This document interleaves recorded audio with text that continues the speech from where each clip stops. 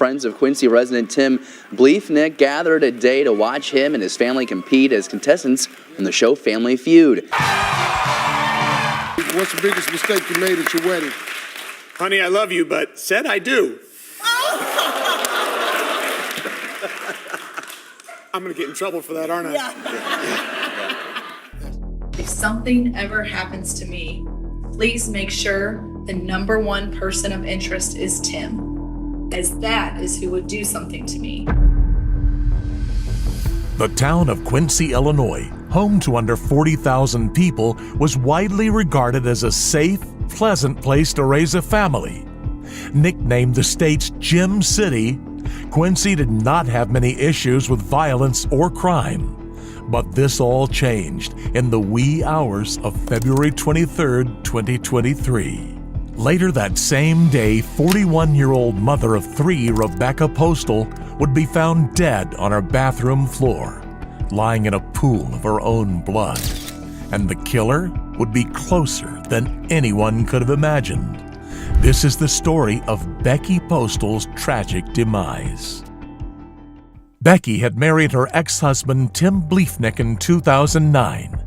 Together, they had 3 children and were described as a perfect family by those around them.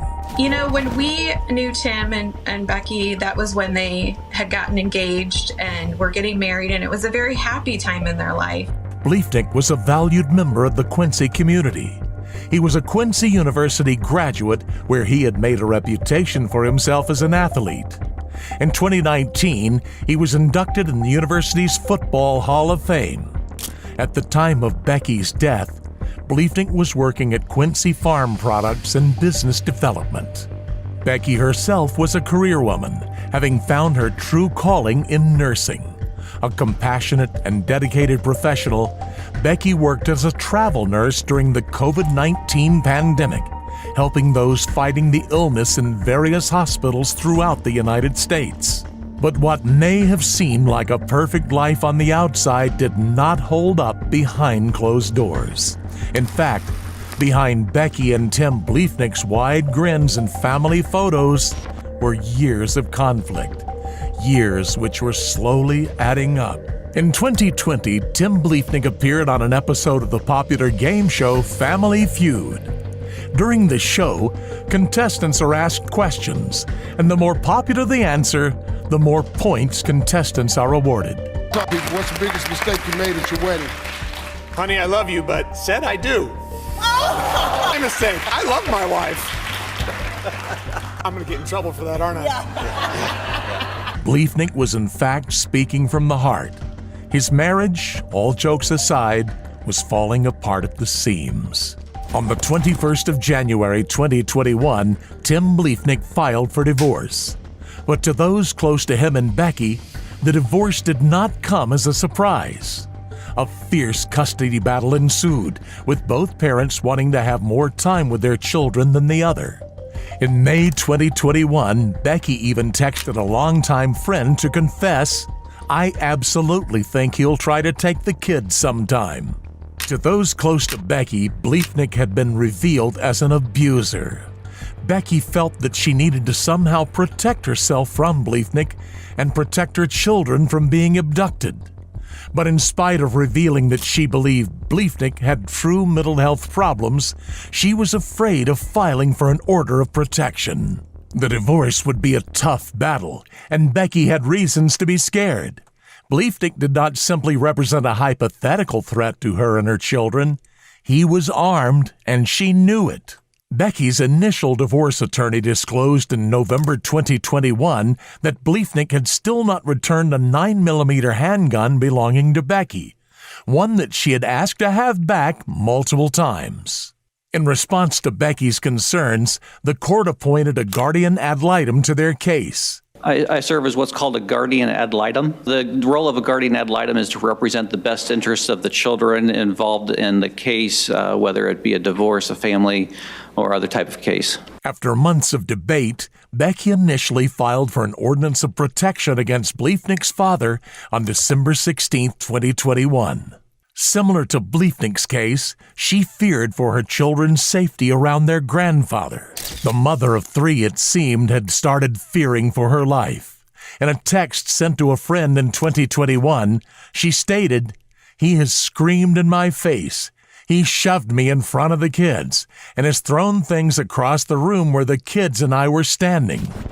Separately, in a text to her sister that same year, she said, "If something ever happens to me, make sure the number one person of interest is Tim. I'm putting this in writing that I'm fearful he will somehow harm me." But Becky's nightmare was far from over. Months later, as the divorce was still ongoing, Becky texted her close friend on the 14th of March 2022, saying that if Bliefnick doesn't get it his way, he may literally lose his mind. The text was in reference to the ongoing divorce and custody battle. In August 2022, a court order detailed how the children must be exchanged between Becky and Bliefnick. For reasons of safety, Bliefnick and Becky must stay within 3 feet of their cars when exchanging children. Yet, regardless of the safety procedures which were being put in place for Becky, tensions between the former lovers were rising and she knew it. In the meantime, Bliefnick started looking for a new bicycle. He created an anonymous Facebook account under the name John Smith and started inquiring on Facebook Marketplace. He asked about a blue 26-inch Schwinn mountain bike and a black mongoose bicycle, which he also purchased. On the 5th of January 2023, a friend of Becky's named Melissa Young recalled running into her at a local store. She looked very mentally and emotionally exhausted, nothing like I used to see her. She was really in hopes to get the divorce over with and stuff. Did Becky tell you that she felt as though Tim could snap at any moment? Yes. Did she also tell you that she had found out that Tim was hiding money? Yes. Did she also tell you that Tim had told her, "You'll be dead before you have any of my money"? Yes. Around this same time, Bliefnick was beginning to also act strangely, and people were beginning to notice. He asked his neighbor, Bradley Amon, whether he had any security cameras pointed toward his backyard. He didn't. On the 10th of February 2023, Bliefnick finally made an effort to return Becky's long-lost 9mm handgun. He called the Quincy Police Department and asked them whether they could return it for him since he did not want to do it directly. His request was denied. But perhaps they should have accepted Bliefnick's request. More people were starting to notice his threatening behavior and the toll it was taking on Becky.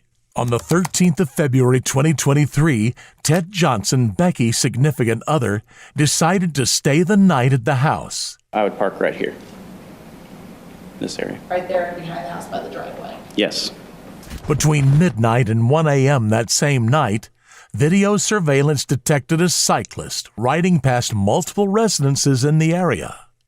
Becky's next-door neighbor also received a notification from his surveillance system. Did you get an alert on your phone that there was motion in your driveway? Yes. And did you view that video? Yes. When you viewed that video, did you see a person walking in your driveway? Yes, I did. Incidentally, both Bliefnick's phone and his Whoop armband designed to track his movement were turned off between midnight and 1 a.m. Between 1:10 a.m. and 1:30 a.m., Bliefnick's Google searches included license plate lookup, title registration lookup, VIN check lookup, vehicle records, and a search for Ted Johnson's exact VIN and license plate registration. At 1:32 a.m., a phone call was made to the Missouri Department of Revenue, the authority which handles vehicle registrations. As the coincidences between Bliefnick's late-night Google searches and the mysterious cyclist prowling around Becky's house started mounting up, it was becoming increasingly clear that the mother of three might indeed be in danger. Yet for the following week, between February 14th and 21st, the bike rider was no longer detected on any surveillance footage. On February 21st at 2:11 a.m., the same cyclist was once again picked up by cameras in the same area as before. On that same day, Rebecca messaged Bliefnick asking whether he could keep the children overnight for the next 2 days. She spent the evening with Ted Johnson. On the following day, February 22nd, the same cyclist was once again caught on camera performing a similar route as before. The same happened later during the night, with a bike rider being recorded at around 1 a.m. The cyclist stopped near Becky's house and forced his way in with a crowbar. At 1:11 a.m., Becky attempted to call 911. She failed. The home security system alerted Becky that the front door was open. At 1:16 a.m., the cyclist can be seen heading back the way he came on surveillance cameras.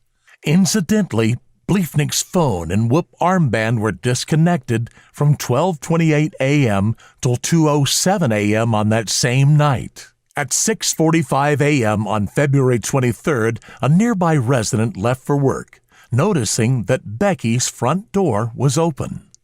At 11:51 a.m., Bliefnick called his children's school to ask them to not let his kids walk to their mother's home. And he told me that he would be picking them up instead of having them walk home. And approximately what time did he arrive at St. Peter's School on February 23rd, 2023? 1:50? So about an hour before the dismissal even began. Yes. At 3 p.m., Bliefnick texted Rebecca's father. He asked if he could call her to find out when she'd be picking up the children, since the school had called to inform him that they had not yet been picked up. At 3:30 p.m., Bill Postal, Becky's father, would enter into his worst nightmare. He arrived at Becky's home to find the front door open, something which he immediately noticed as unusual. Becky did not answer his calls. In the bathroom, his daughter lay dead in a pool of her own blood. I went to check to see if she had any heartbeat. I picked up her arm, but rigor mortis had already set in. She had been shot 14 times. Bullet casings would later be found around and under her body, meaning that she had been shot whilst on the ground. By the time I answered the door, I didn't see anybody, but then I saw a man walking away. He had a long coat, so I didn't recognize him, and I asked him if he wanted something, and he turned around, and it was Bill, Becky's father. He said, "I need to use your phone, call 911, Becky's dead." At 4 p.m., Bliefnick was told of Becky's death. He replied with shock and was audibly upset. On the 27th of February, police found an abandoned blue Schwinn bike near the Quincy Public Schools bus barn. The surveillance footage cyclist had been filmed around that area multiple times. Police searched Bliefnick's home on the 1st of March, but the investigation into Becky's murder was far from over. This is the third known location to be searched in this investigation. Of course, that includes Bliefnick's home in Quincy and, of course, the residence in the 2500 block of Kentucky Road where Rebecca Bliefnick was found dead. In these type of cases, you want to get as much evidence as you can, and it continues all the way until the trial. During the investigation, police found shell casings in Bliefnick's basement, which matched the ones found around Becky's body. Becky's DNA was also found inside a plastic bag found in Bliefnick's home. This discovery tied into evidence found at the crime scene. Tell me what you saw. Multiple pieces of what appeared to be plastic. Reportedly, the shooter had used the bag as a homemade silencer for his weapon. Once again, Bliefnick's recent Google searches incriminated him. They included how to wash off gunpowder, average police response time, and how to open a door with a crowbar. On the 13th of March 2023, Tim Bliefnick was arrested and charged with first-degree murder. He pleaded not guilty during his initial hearing and was denied bail. Throughout Bliefnick's 6-day murder trial, his attorney maintained that he was not guilty. Instead, they claimed a prowler, the same one who had been seen biking in the area of the murder, was at fault. During the trial, the jury heard of 3 simulations that law enforcement performed in order to retrace Bliefnick's steps leading up to the shooting. During the tests, it was discovered that the side of Becky's house was easily climbable, and it led to a window which had been pried open by the intruder. Bicycle rides were also timed according to the route taken by the security footage cyclist. Security cameras had captured the cyclist in the exact time frame Becky is believed to have been killed. Police also wrapped an identical plastic bag to the one the killer had used around a 9mm handgun and fired shots. The plastic shards created by the shots were similar in size and shape to the ones found around Becky's body. On the fourth day of Bleefnick's trial, even more Google searches were revealed. Can you just wash off gunpowder residue? Correct. His phone was used to visit a website, DIY quickly, how to use a crowbar to open a door. Yes. By this point, the extent of Bleefnick's premeditation of the murder was becoming clear. The searches included, can you identify if a shotgun shell was shot out of a specific gun? How to open a window from outside? Can I force open my door with a crowbar if I lock myself out? And can gunshot residue be washed off? On the 31st of May, 2023, Tim Bleefnick was found guilty on all charges. We, the jury, find the defendant, Timothy Bleefnick, guilty of first-degree murder. A sentencing hearing is scheduled for August 11, 2023. But Becky's tragic death is more than spousal murder. It is a story of long-term domestic abuse and how her cries for help were repeatedly ignored. A bereaved friend of Becky's wrote, "We've watched, waited, and prayed for justice. We have to listen to women when they fear for their or their children's safety. This could have been prevented.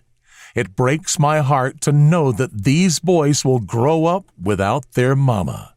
We have to do better."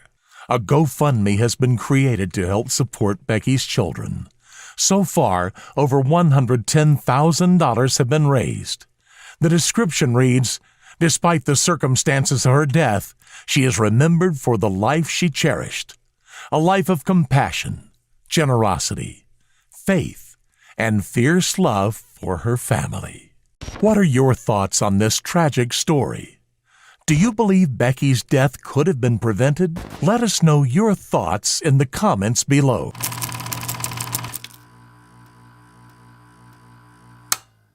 It's every parent's dream to see their child succeed in school and go off to college on a scholarship. For some kids, the pressure of this dream can become almost unbearable. But few could ever imagine that that pressure could lead to murder.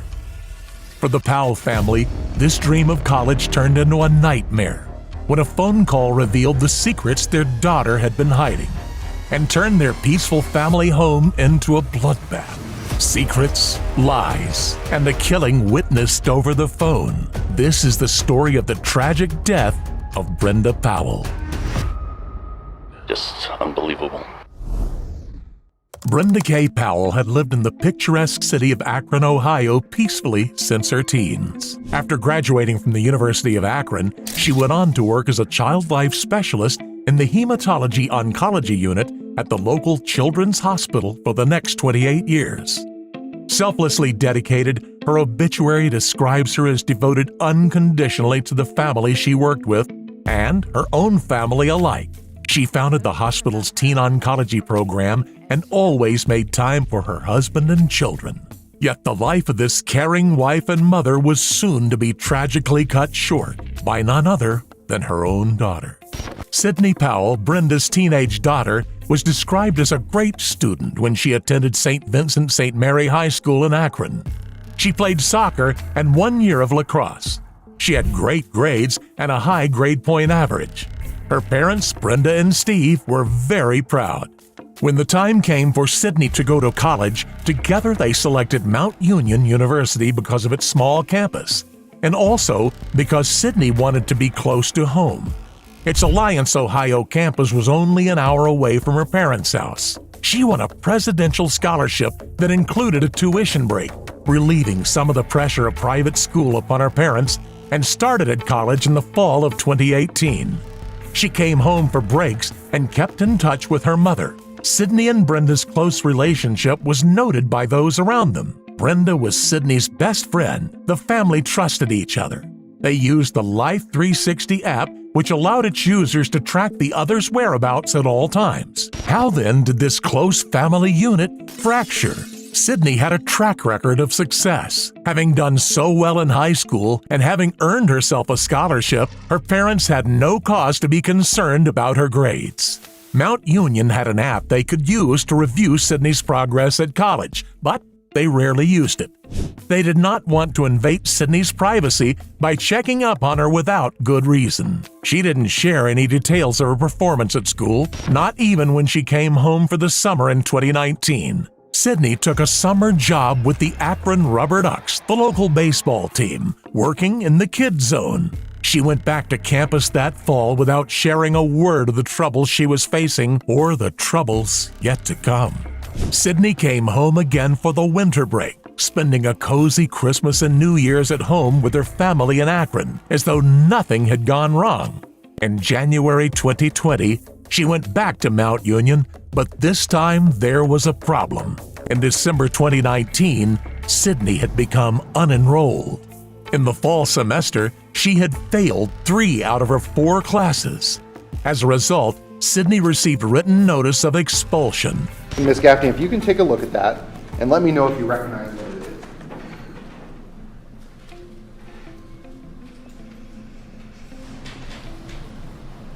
Yes. Okay, what is that document?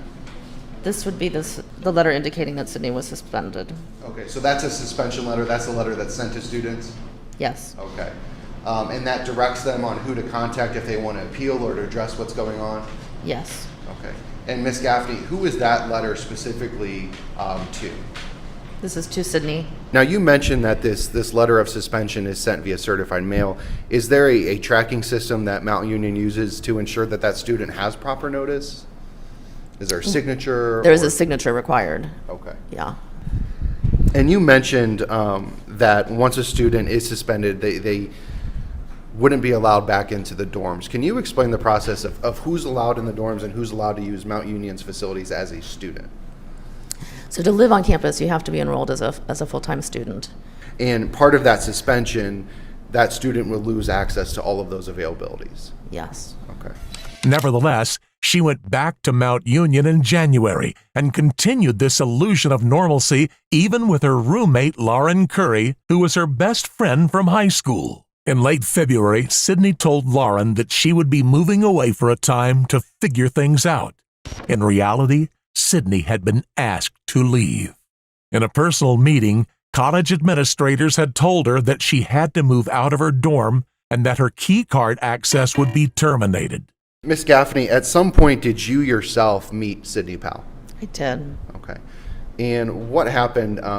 Were you able to contact Ms. Powell? I was, and Okay. Sydney came over to the office. Okay, can you describe that interaction? I think when she first came in, I said, Sydney, there seems to be some confusion. It seems as though you haven't moved out of your residence hall yet, from what I can tell. But you're not enrolled this semester. You're not a student here this semester. And at first she replied to me that, oh, I am, but I'm still a student here. And that's when I actually addressed the fact that the suspension, I said, Sydney, you received a suspension letter that you signed for. And so we spoke a little bit further, and she said, well, yes, she had, but she had been hoping to get things changed or fixed, and so she had been trying to work things out. So she did acknowledge that she knew about her suspension. She did acknowledge then that she knew she was suspended. When the administrators offered to call her parents to explain the situation, difficult it can be, she was adamant that she had already told them what was happening. The idea of the college contacting her parents directly about her own failure was visibly distressing. After having been a success in high school, she couldn't bear to disappoint them. Far from figuring things out, she spent late February paying cash for hotel rooms to maintain the illusion to her friends and to her parents that she hadn't been kicked out of college. Her parents initially suspected nothing. Sydney went to great lengths to disguise her academic situation, which was worsening by the minute. On February 25, 2020, Brenda texted Sydney asking, "Why do I always feel like you're scamming me? Just remember, you need to keep the grades to keep your scholarship." Sydney responded, "My grades are good, thank you very much." By this point, she'd been evicted from her dorm. But Brenda's momentary suspicion was not enough to see through Sydney's lies. The only clue was the college online portal. When Steve Powell, her father, tried to sign into the portal to send an additional check to cover tuition fees, it denied him access. He asked Sydney why it wouldn't let him into the portal. Do you have any information that something might be going on with Sydney and Mount Union? The only thing that I knew is when I tried to sign on to the, like their whatever app that they have on the website, it kept kicking me out. Why were you trying to get into that portal? Seeing, because the 529 plan didn't cover all the tuition for the year, so I had to make a personal check. Okay. So I had to see how much that was. Okay. And when you had difficulty logging onto that portal, what did you do? I asked Sydney what was going on about it. Okay, and what did she say? There was a mistake with Mount Union. Okay. And she'd look into it. Okay, and at that point you had no reason not to trust Correct. what she's telling you? Correct. Steve had no reason not to believe her. She had always been a trustworthy child with a history of academic success. No one could have expected what would happen next.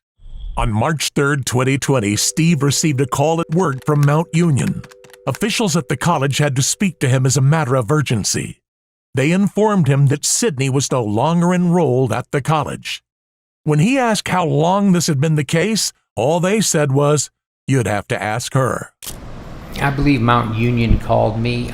They called me, and the conversation was that Sydney wasn't enrolled anymore. And then I asked for how long, and they said, "You have to ask her." Okay. And I'm sure that came as a shock to you? Yes. And again, they said you have to ask. I know it sounds cold, but they're saying you have to ask her because they can't give you any more information, right? That was my assumption. Steve checked the Life 360 app to find Sydney was at home. Shocked by the news that she'd been lying about her performance in college while he had been writing checks to pay for it, Steve left work to confront her. What prompted you to go home, to leave work and go home? Because I saw on the app she was home, which I thought was a little bit early. Okay. The 360 Life. The 360 app showed that she was home? Yes.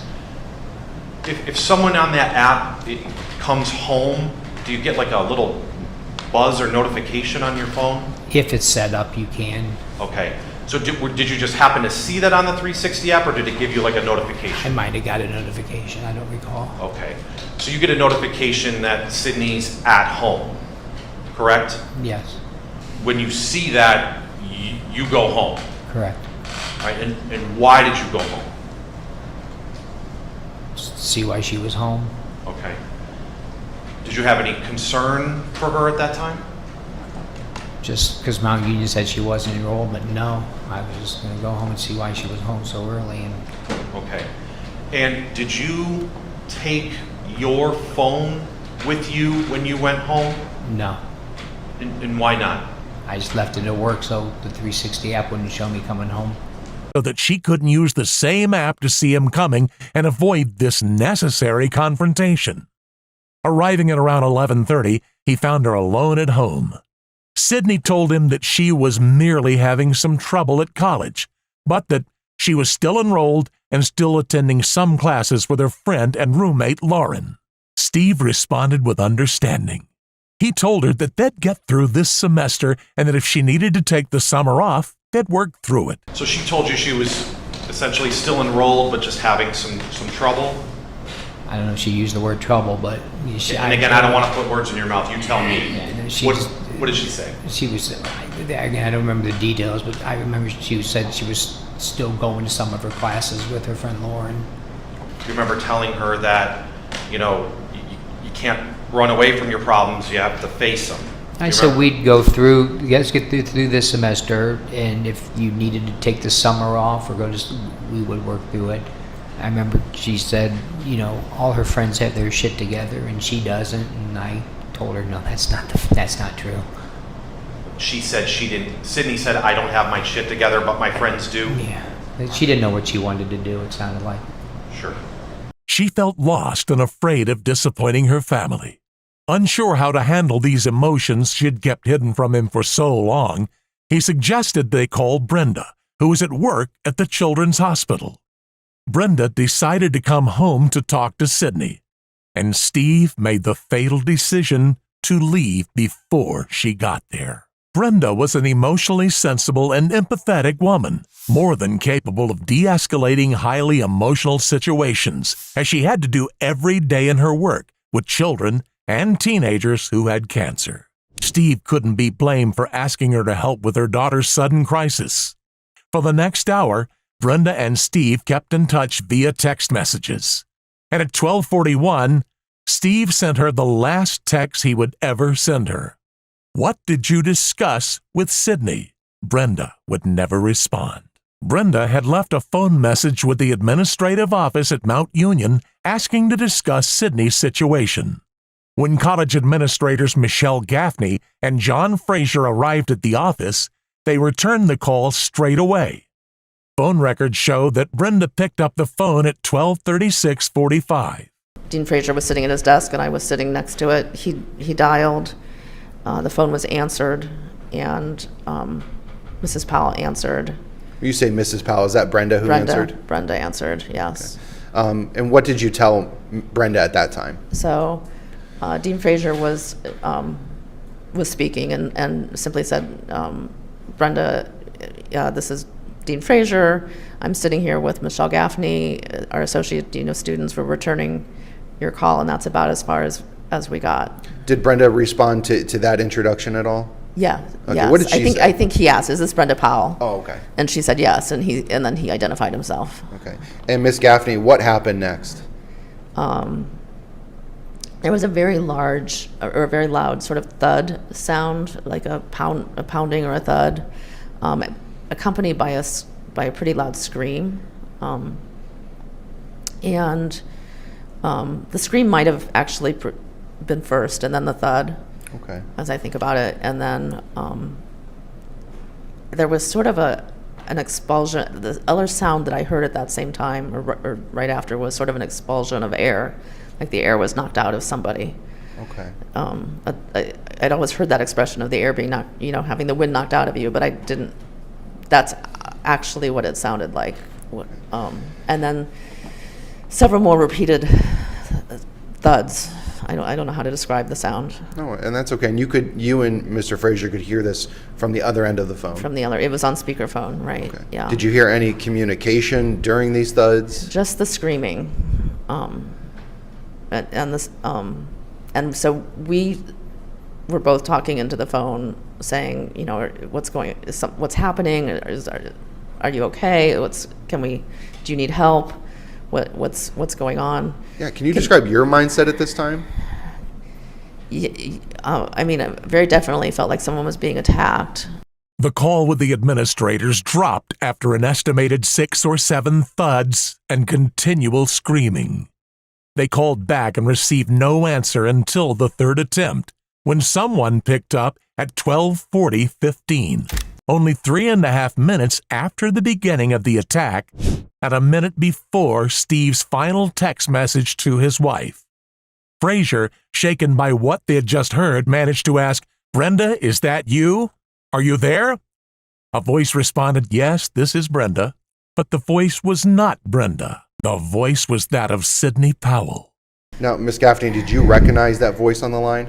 Yeah. Okay, was that Brenda Powell? It was not Brenda. Who did you recognize that voice to be? I was sure it was Sydney. Both Dean Frazier and I looked at each other and sort of shook our heads at each other and said, that's not Brenda. And he then said, I don't, Sydney, I think this is you. This is not Brenda. And what happened next? The phone went dead. Okay. And Miss Gaffney, what did you do next? We called the Akron police. But by that point, I had the phone number up and the address, and so we called the Akron police and indicated we felt there was some sort of situation at this house and that they needed to send someone right away. They were on the phone, and there was a lot of screaming going on, so he couldn't really say if it was like a physical fight, but just heard like a lot of yelling and screaming going on, and then he tried calling back twice, and there was no callback.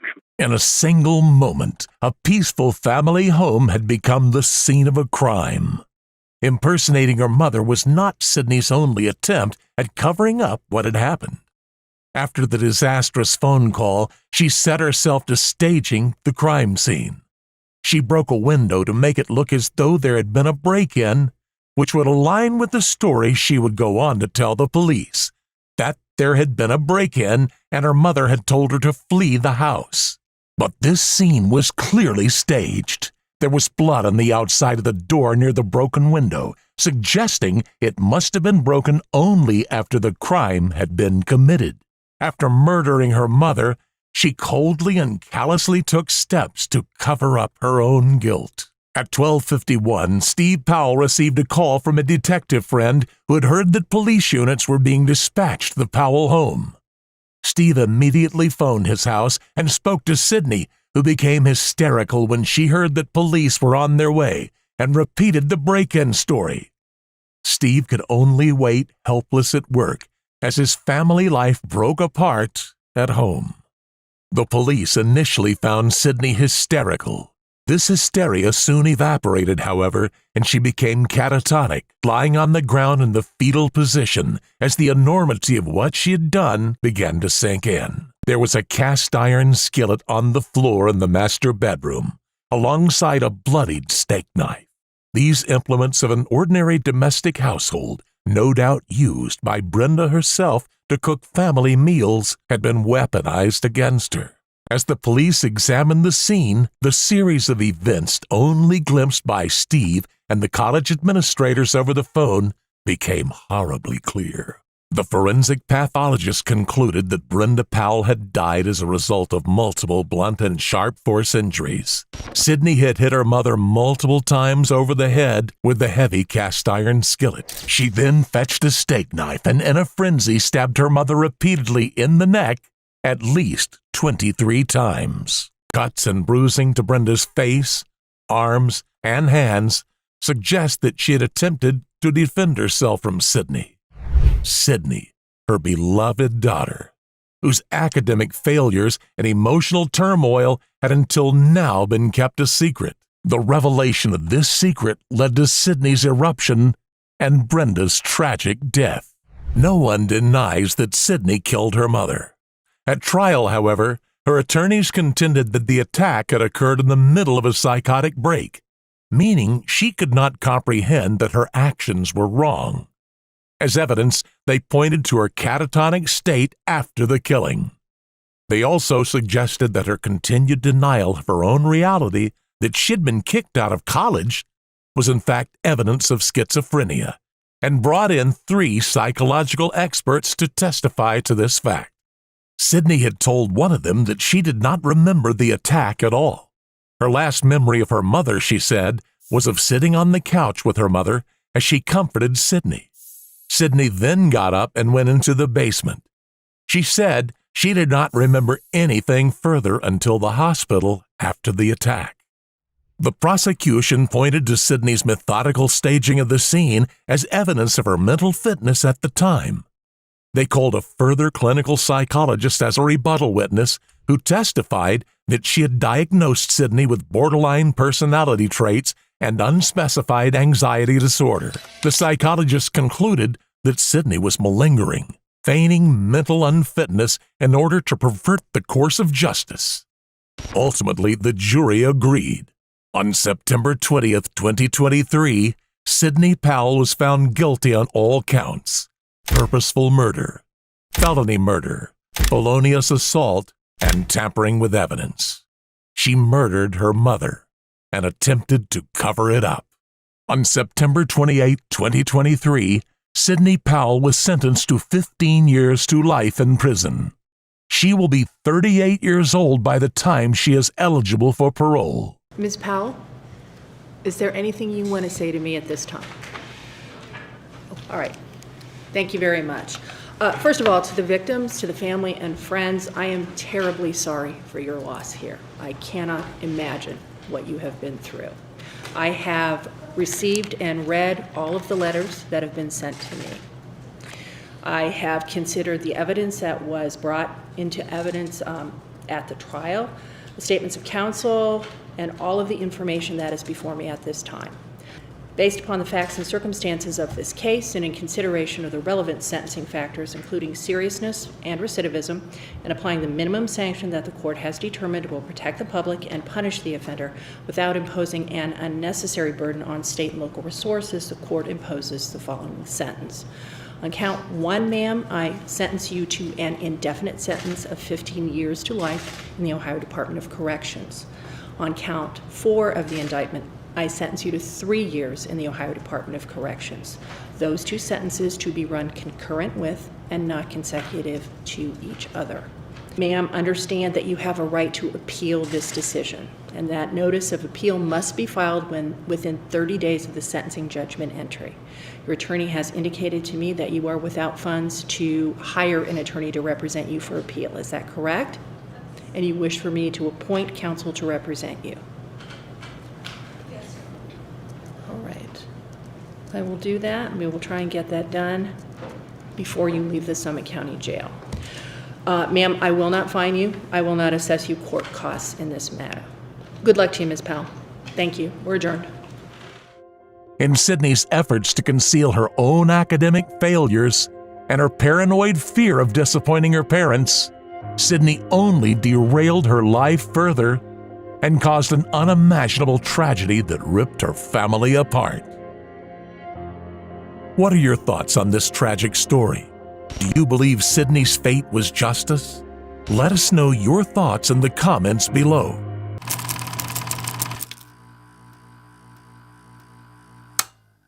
It was a peaceful summer's evening in 2022. 3 teenagers were spending the night at a friend's house, celebrating their recent graduation from high school. Mackenzie Sharilla was the designated driver for the end of the night. Her boyfriend of 3 years and his friend both trusted her to get them home safely. But what if this was the last thing she wanted? In this CCTV footage, Mackenzie can be seen driving at 100 miles per hour down a quiet street before smashing into a building. The collision killed both her boyfriend and his friend. Mackenzie claimed that this was a tragic accident. I wish I could remember what happened. I'm just so sorry. I'm heartbroken. I love Dom and Davion. We were all friends and Dom was my soulmate. But ironically, merely 3 months after the crash, she was seen dressed up as a corpse. Is this the behavior of an innocent victim or a cold-blooded killer? This is the case of Mackenzie Sharilla. It was the end of July 2022 in the peaceful town of Strongsville, Ohio. The seniors of that year's graduating class looked forward to bright futures. Their parents were proud of them. This was the case for Dominic Russo and Davion Flanagan, both 19. Dominic was one of 8 children, a go-getter who loved playing basketball and was driven to succeed. He was starting his own clothing line. Davion, too, had ambitions. He and his 2 biological sisters spent some of their early years in foster care. Both of their parents were addicts, and the children were removed from their parents' home as a result of neglect. Life in the foster system was no easier. When the siblings were adopted by husband and wife Scott and Jamie Flanagan, Jamie recalls they were very underweight. Rescued from a difficult life, Davion recognized that he'd been given a second chance. He was determined to grasp this chance with both hands. He could pick up any sport and be good at it from the start. So he was mainly focused on football. That was his passion. When leg injuries foiled his dreams of football, he developed another dream, that of going to barber college and opening his own shop. Davion was a resourceful teen who taught himself the basic skills from YouTube and TikTok, and he had only recently submitted his application to the All-State Barber College. Life beyond July was full of hope for both young men, yet an unforeseeable tragic ending lay in store for both of them. To all appearances, Mackenzie Sharilla was a typical, if risk-taking teenage girl. She had her own TikTok account where she posted careless videos of herself joking about her use of illicit substances. I'm not even cool. I'm just one of those girls that can do a lot of drugs and not die. She frequently posed with paraphernalia in photos taken in her car. This was irresponsible criminal behavior, but no one could have predicted where it would lead. What started as a whirlwind teen romance had continued for over 3 years. Mackenzie was now living with Dominic and his family, and apparently the cramped quarters had taken their toll on the young lovers' relationship. At school, she had been considered something of a bully. According to Davion's mother, Mackenzie would make it her business to humiliate people and took delight in it. In the past, she had told people who were depressed to themselves. This chilling lack of empathy was the first sign that something would go terribly wrong. Mackenzie and Dominic frequently fought and broke up before making up again as if nothing had happened. She treated him in the same way she had treated everyone else at school, displaying narcissism and an impulse to inflict hurt. Her own personality, combined with a pressurized environment that was constant cohabitation with Dominic, gave rise to one incident in particular that gave a disturbing taste of what was yet to come. On July 17, 2022, Mackenzie was driving her Toyota Camry on Interstate 71. Dominic was her passenger. They were in the middle of an argument, and as was so often the case, their conflict was taking place inside a shared confined space. Dominic wanted out. He phoned his mother asking to be picked up. When she was not available, he then asked a friend.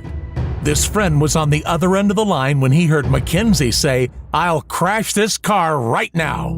Dominic's friend sped to the scene, and when he pulled up behind Mackenzie's car stopped on the side of the road, Dominic's door was open. As Dominic sat there, Mackenzie was hitting him with both hands. He observed at that time the defendant striking Dominic Russo with both hands, and that he overheard her make a statement, an admissible statement, and she said, "Dominic, I'm going to crash this car." In another incident that same month, Dominic recorded another argument. In the videos, Mackenzie could be heard repeatedly degrading him. Things had clearly degenerated between the couple. From living together, he was now no longer comfortable with her presence in his house. She threatened to key his car if he wouldn't let her in, or else break off the door handle. Does that mean you key my car? Tell you to break the door. Key your car and you do not let me in the house. You're going to key my car. If you don't let me in the house, yes. She counted down, enforcing a time limit for him to come and let her into the house. When Dominic still didn't open the door, Mackenzie said, "You're gonna come open this door right now, or there's gonna be a serious problem." Once again, Dominic called his mom for help. The involvement of his mother in both situations reminds us as to just how young both Dominic and Mackenzie were. The conflict in their relationship continued to escalate, but no one could have predicted where the relationship would end. At approximately 5:30 in the morning of July 31st, 2022, a car crashed into a Strongsville building at speeds of 100 miles per hour. This car was a Toyota Camry. Its passengers were Dominic Russo and his friend Davion Flanagan. Its driver was its owner, Mackenzie Sharilla. Dominic and Davion died at the scene. Mackenzie was unconscious and not breathing. She was flown to the hospital in critical condition. To all appearances, this was a tragic accident that had cut short the lives of two promising young high school graduates and seriously endangered the life of a third. This was what the community believed. These kids are part of my heart. You lose one, and it hurts. It hurts till you cry. It was shocking. We've known Davion for about 14 years. They've been neighbors of ours. We've watched him grow up from this little scrawny kid to this big muscular football player. And he was really like a third son for me. So it was devastating. GoFundMe pages were set up for each person involved in the crash. Family and friends were donating to memorial funds for Dominic and Davion and to support Mackenzie's family in covering her medical expenses. As Mackenzie recovered, she took to posting on Dominic's obituary page. She wrote seemingly heartfelt messages saying things like, "I miss your laugh, your perfect smile, and God, you are the last person to deserve this. You had such a perfect life ahead of you. I wish I told you all this more. Please wait for me." Her grief was public and apparently sincere. No one could help but sympathize with Mackenzie, this teenage girl who'd been the victim of such an awful accident. But that was before they knew the truth. Shortly after the crash, Strongsville police were notified that they had received concerning emails from the community that the defendant and her mother were seeking employment with the Los Angeles modeling agency. Kenzie Shirilla said to Vitali, "Thank you for the comment. I would love to work with you guys. I've been emailing you guys a lot. Such a great opportunity. Thank you." Is there a date? There is not a date on this, Your Honor. Based on the investigation, it was delivered to the police while the defendant was still in the Metro Health Hospital. So it was during that time period. She was in the hospital for several weeks. Shortly after being released from the hospital, the police were provided additional videos of the defendant from her wheelchair as she attended a concert down in the Flats. And again, Your Honor, I'm introducing these to the court to show the shocking lack of remorse. This was something that was being exhibited while the investigation was still going on, before she was charged and arrested in November of last year.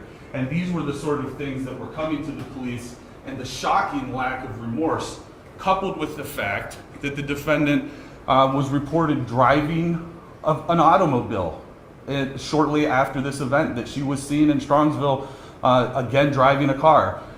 In spite of the fact that, as her mother testified, she got dizzy sometimes from a condition that she had to take salt pills for, in spite of the fact that it was in fact her mother who provided her with the car that she used to take Dominic and Davion's life.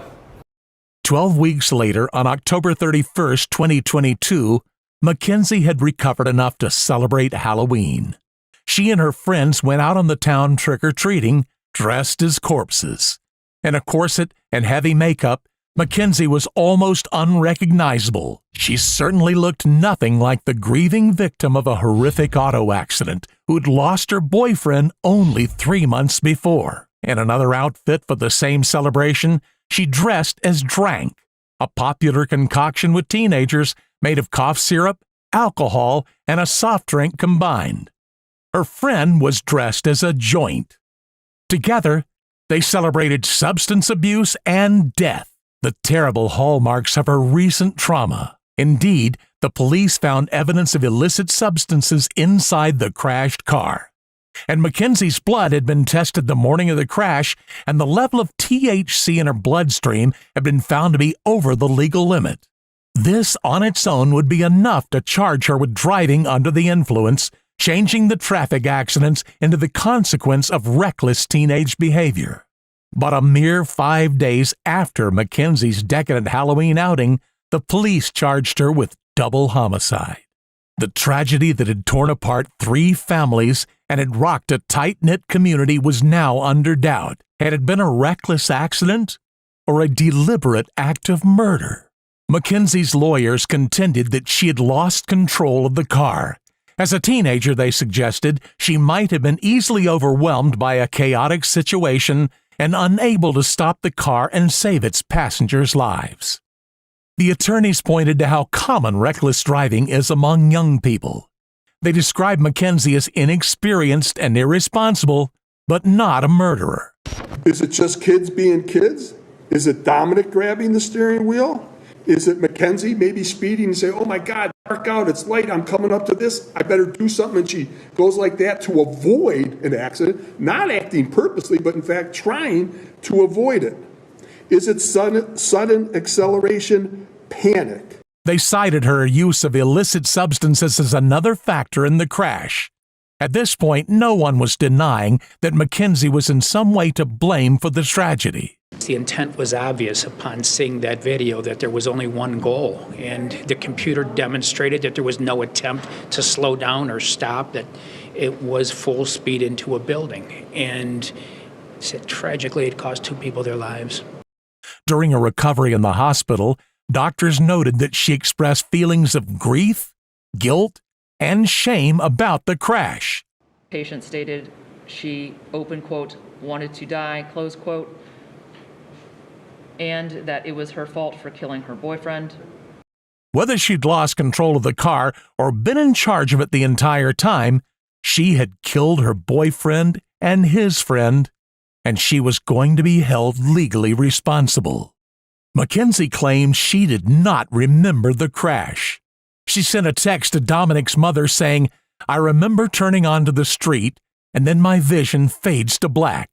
It really kills me not being able to remember anything. I've been asking my therapist why I don't remember, and she said it's because of trauma. But I'm gonna try to get hypnotized and make myself remember." If she didn't remember it, she could deflect the moral weight of what she had done. It would remain an accident, and she would not be a murderer. However, the police and prosecution took a different view. In their eyes, this was a cold, callously planned double homicide. Mackenzie, Dominic, and Davion had spent the night before the crash at a friend's house. They had smoked illicit substances, but this was not what lay at the heart of the horrific events to follow. Mackenzie had a plan, and she followed it.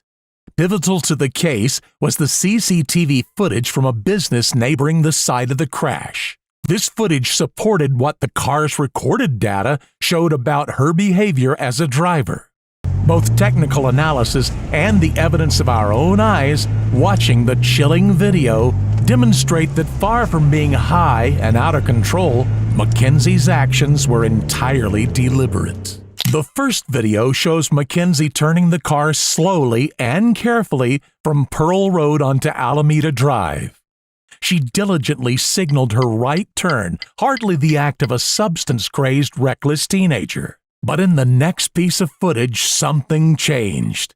The early morning was dark and quiet, until the car came tearing across the camera's view and smashed into a building. How could Mackenzie have gone from sober, careful driving to hitting a wall at speeds of 100 miles per hour in such a short space of time? Mackenzie had been to Strongville's Progress Drive Business Park before, and she knew exactly where and when she had to put her fuzzy Prada slipper down on the accelerator in order to kill everyone in the car. Her cell phone records held evidence that she had visited the area a few days before with the intent to kill, scouting out the scene of the future crime.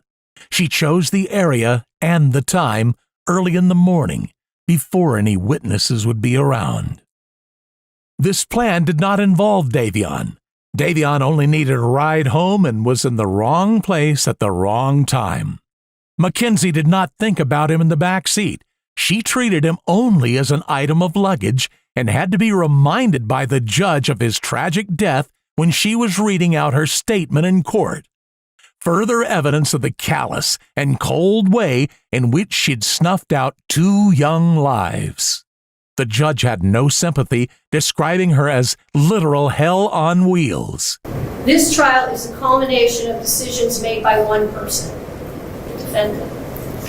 Those decisions have forever altered the futures of 3 families, and of you also, Mackenzie.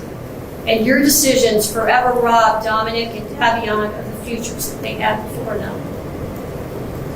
If there is one thing that can be taken away from this case, as painful as it is this. Every decision we make is important. Every action we make is important. Regardless of whether the decision is a good one or a bad one, or the actions are good or not, the result is the same. The consequences ripple through time and affect many more people than one might think at the time of the decision. In criminal cases, the state carries the greatest burden under our law, proof beyond a reasonable doubt. As I previously stated, I considered all the evidence presented. And at this point, I would like to comment specifically on Exhibit 802, the crash video. This is the type of evidence you can never unsee. You can never forget the visual or audio of this exhibit. It is chilling and tragic. As you review that exhibit, you know that you are watching the oncoming deaths of two people, and there is nothing that will stop it. The video clearly shows the purpose and intent of the defendant. She chose a course of death and destruction that day.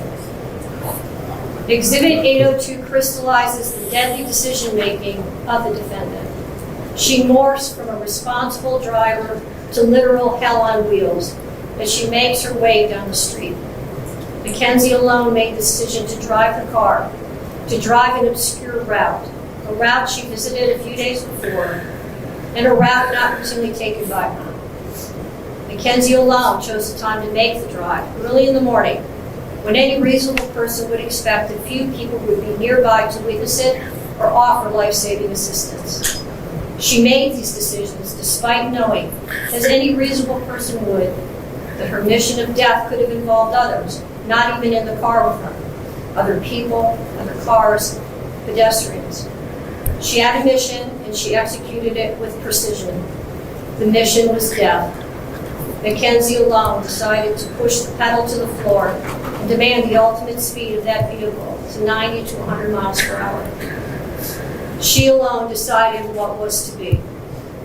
Mackenzie decided death was the ultimate goal that day, and she alone made that decision for Dominic and Davion, and she continuously acted in a manner to achieve her purpose. Whether or not she intended to also kill herself is a matter of speculation. They have no relevance to the weighing of the evidence in this case.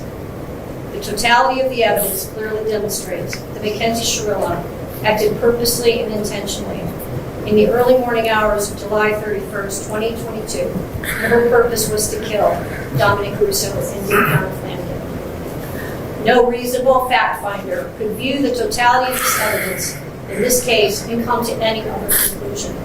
Her actions were controlled, methodical, deliberate, intentional, and purposeful. This was not reckless driving. This was murder. Court renders the following verdicts. Count 1. The court, having had count 1 tried to it pursuant to waiver, finds the defendant, Mackenzie Shirilla, guilty of murder, to wit Dominic Russo, in violation of Ohio Revised Code Section 2903.02a, is charged in count 1. Count 2. The court, having had count 2 tried to it pursuant to waiver, finds the defendant, Mackenzie Shirilla, guilty of murder, to wit Davion Flanagan, in violation of Ohio Revised Code Section 2903.02a, is charged in count 2 of the indictment. Count 3, murder. The judge found Mackenzie guilty of murder. Meanwhile, Mackenzie and her mother maintain that she is innocent of murder. I just want to say to the families that I'm broken, sad, and lost, and my heart hurts for everyone, okay? Davion was her new friend, and Dom was the love of her life, and he was part of our family, okay? I'm just so sorry that this happened, and we're heartbroken, okay? And then, Your Honor, this was a terrible, tragic nightmare accident to have happened that she has no memory of, and she will never emotionally or physically recover from it. She almost died too, and we're asking that you please not run the sentence as consecutive. He was family, and we all loved each other. That morning of the accident, she called. I got a phone call that there was a car accident. Okay, so we went to the hospital, and I didn't even know who was in the car. The names had not been confirmed yet. And I'm going to cry because I missed Dom so much. We loved him so much. So I called Dom, like over and over again, praying that he was going to answer the phone, and he didn't answer the phone. So then I tried to call his mom, and she didn't answer the phone either. And I still didn't know who was in the car. I didn't even know if she was alive. I didn't know what was happening. So then we were in the waiting room. And then his mom she did call me, so I answered the phone, and I was like, oh my God, like, I don't even know who was in the car, like, what's happening, was that Dom? And she said, what do you mean, my son is dead? And I was like, I'm so sorry. And then she said something like, and now I have to wait until your kid's out of the hospital, and then I didn't hear the rest. I was like, we loved him so much, and I hung up the phone. I did not talk about social media. I didn't even know what was going on yet, okay? So then, that was it. So in the hospital, that Vitality post, I commented on that because somebody had called her a murderer, okay?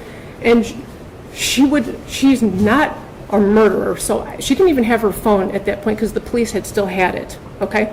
So I jumped on and I was like, you know, she's not a murderer. She's more sad than most of these people commenting.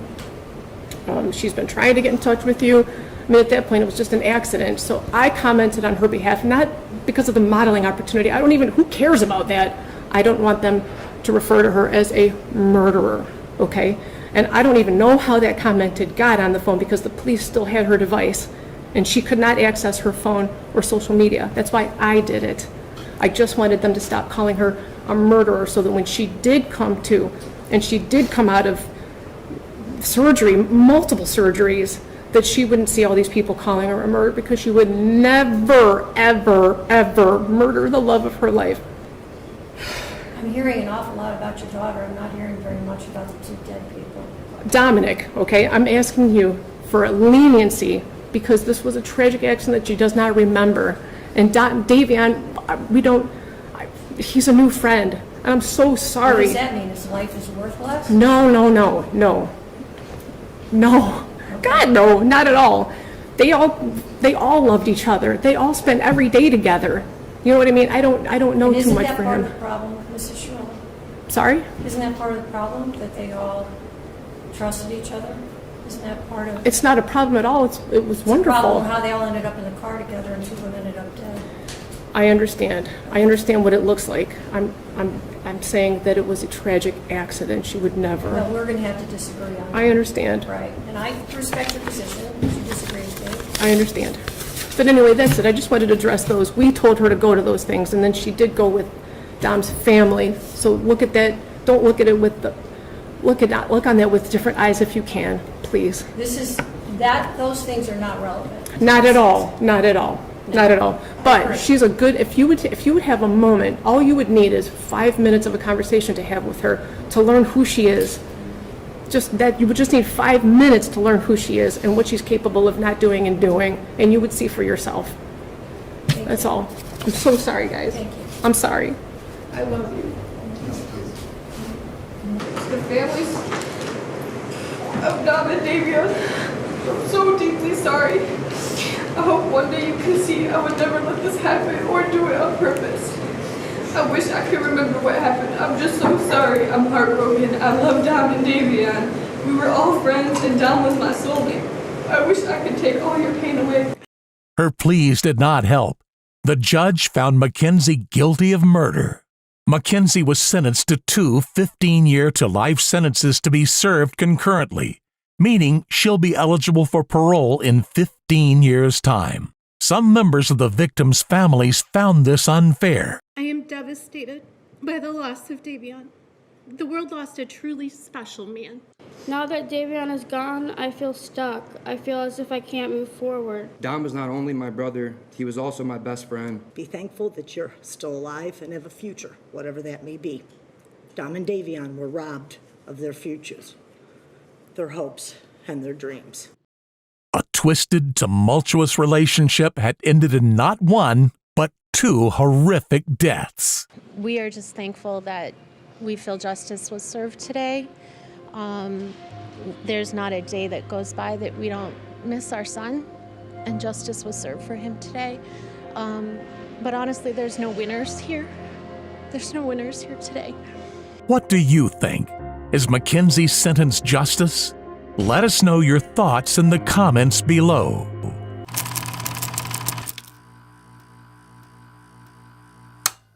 Believe me, if I started murdering people, there'd be none of you left. Some may think serial killers are a thing of the past. With the advance of technology and law enforcement, it is rare for a killer to have victims across multiple years before they are caught.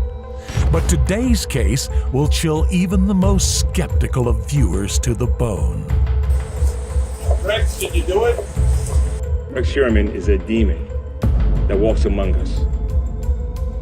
A predator that ruined families If not for the members of this task force, he would still be on the streets today. He asked me if I liked true crime, asked if I knew about the Gilgo Beach murders. A 21st century serial killer whose murders span over 2 decades. Innocent women whose fates remained unknown. That is, until now. This is the case of the demon of Gilgo Beach. On May 1st, 2010, sex worker Shannon Gilbert, who worked as an escort, was on her way to a job in the Long Island South Shore area. It seemed a night like any other, but unbeknownst to Gilbert, in a few hours, her remains would join those of 4 other victims, somewhere in the bushes along the beach she was driving by. She had met her client through the Craigslist website and was on her way to his house in a gated community near Oak Beach around 2 a.m. that night. At 4:51 a.m., Gilbert placed a phone call to emergency services. A terrified Gilbert can be heard stating that there was someone after her. She pleads with a 911 dispatcher, "Can you please get me out of here?" But the police did not respond to Gilbert's call. She did not know where she was and could not give an exact location. The following is the 911 call Shannon Gilbert made, in which police say Shannon can be heard speaking with her driver, Michael Pack, and her client, Joseph Brewer. State Police. Yeah, there's somebody after me. I'm sorry? There's somebody after me. Where are you, ma'am? I don't know. You're driving right now? No, I'm inside the house. What house? I don't know. Can you trace where I am? I'm sorry? Can you trace where I am? No, I can't. What's your callback number you're calling from? Somebody's after me. Please. Are you in Suffolk County or Nassau County? I'm in Long Island. Where on Long Island are you? No. No. No. No, stop, no. Why are you calling me by my name? What's the matter? Are you okay? What are you going to do? What are you going to do to me? Let's go back to Manhattan. All right. What's the matter? Why? What are you going to kill me? I think it's Suffolk County on the north for the police. Suffolk County Manhattan. Why are you going to Call Suffolk County. You freaking mad? Come on. I'm in the middle of nowhere. Let's go back to Manhattan. All right? We're in Long Island. We're out near the water. Please, stop. Please, Mike. Brother, come on. No, stop it, please. Shannon then ran from Brewer's house at 8 The Fairway to neighbor Gus Coletti's house at 17 The Fairway.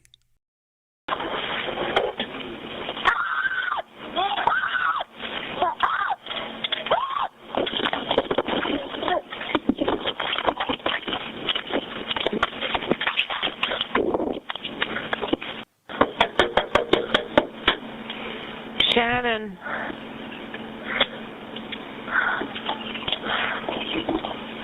What's the matter? Somebody after you? She then ran from Coletti's home, prompting him to call 911. Suffolk Police 873 with location of emergency. Yes, I live at Oak Beach in the association. There's a young girl about 14 years old running around here screaming, and there's some guy trying to follow her. All right, you have a description of the girl or the boy? The girl is about 14 years old, got blonde hair, very small. The boy, I can't tell. He was into like a Suburban. What color? Black. Shannon then ran to another neighbor's home, prompting a third 911 call made at 5:30 a.m. by Barbara Brennan. 43 The Bayou. Some woman is knocking at my door. She says she's in danger. Police say they believe Gilbert ran into this marsh in Gilgo, which would have looked like this at the time that night. They believe that's where Gilbert died. Right now, we believe it's a tragic accident. Shannon Gilbert's driver, Michael Pack, and her client, Joseph Brewer, were both investigated and cleared of any wrongdoing. As soon as Gilbert was reported missing by her boyfriend, both police and her family launched a search for the woman. It would take another 1.5 years for the police to finally find her. If it wasn't for Shannon Gilbert's disappearance, we may never have found the remains of the other victims. On the 11th of December 2010, a police officer was performing a practice exercise with one of the department's police dogs.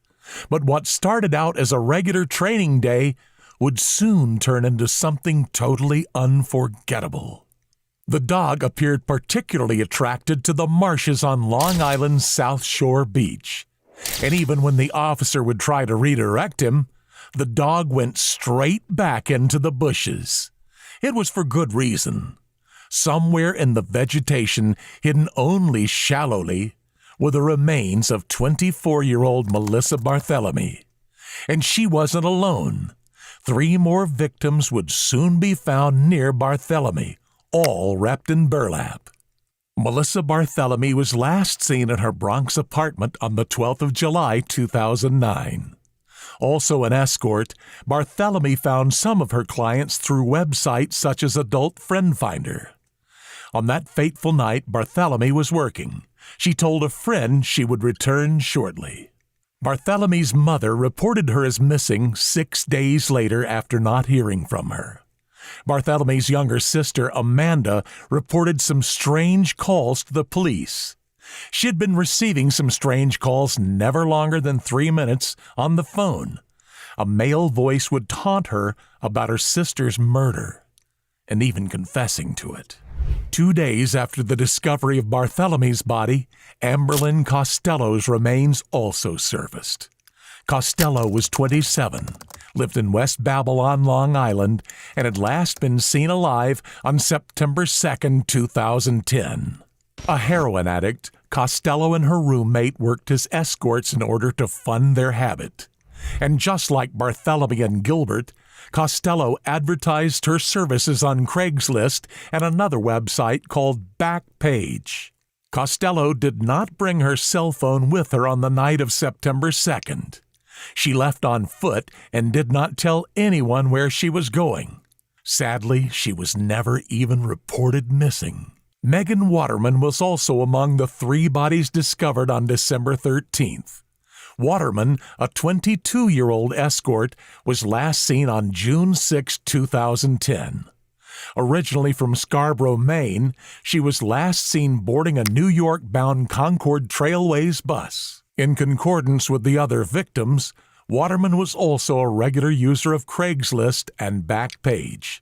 She left the Holiday Inn Express, where she had been staying, at 1:30 a.m. June 6th, supposedly to meet a client. But Waterman never returned. Her family reported her missing 2 days later after she did not call them to check on her 3-year-old daughter. Maureen Brainerd Barnes is believed to have been the first victim of the 4 women who would become known as the Gilgo Four. On July 6, 2007, Barnes took a train from her home in Norwich, Connecticut to Grand Central Station in New York City. Barnes was aware of the dangers in her line of work. Usually, she would travel with a friend in order to ensure her safety. Only that on that particular day, her friend returned home early, leaving Barnes unguarded. And there was something else. Although Barnes normally worked in motel rooms, that night she told her friend that she would be meeting a client elsewhere on what she called an out call. Barnes was reported missing by a friend a week later. She was found dead along with the bodies of Shannon Gilbert, Melissa Barthelemy, and Amberlynn Costello. The women had all been victims of what experts called homicidal violence.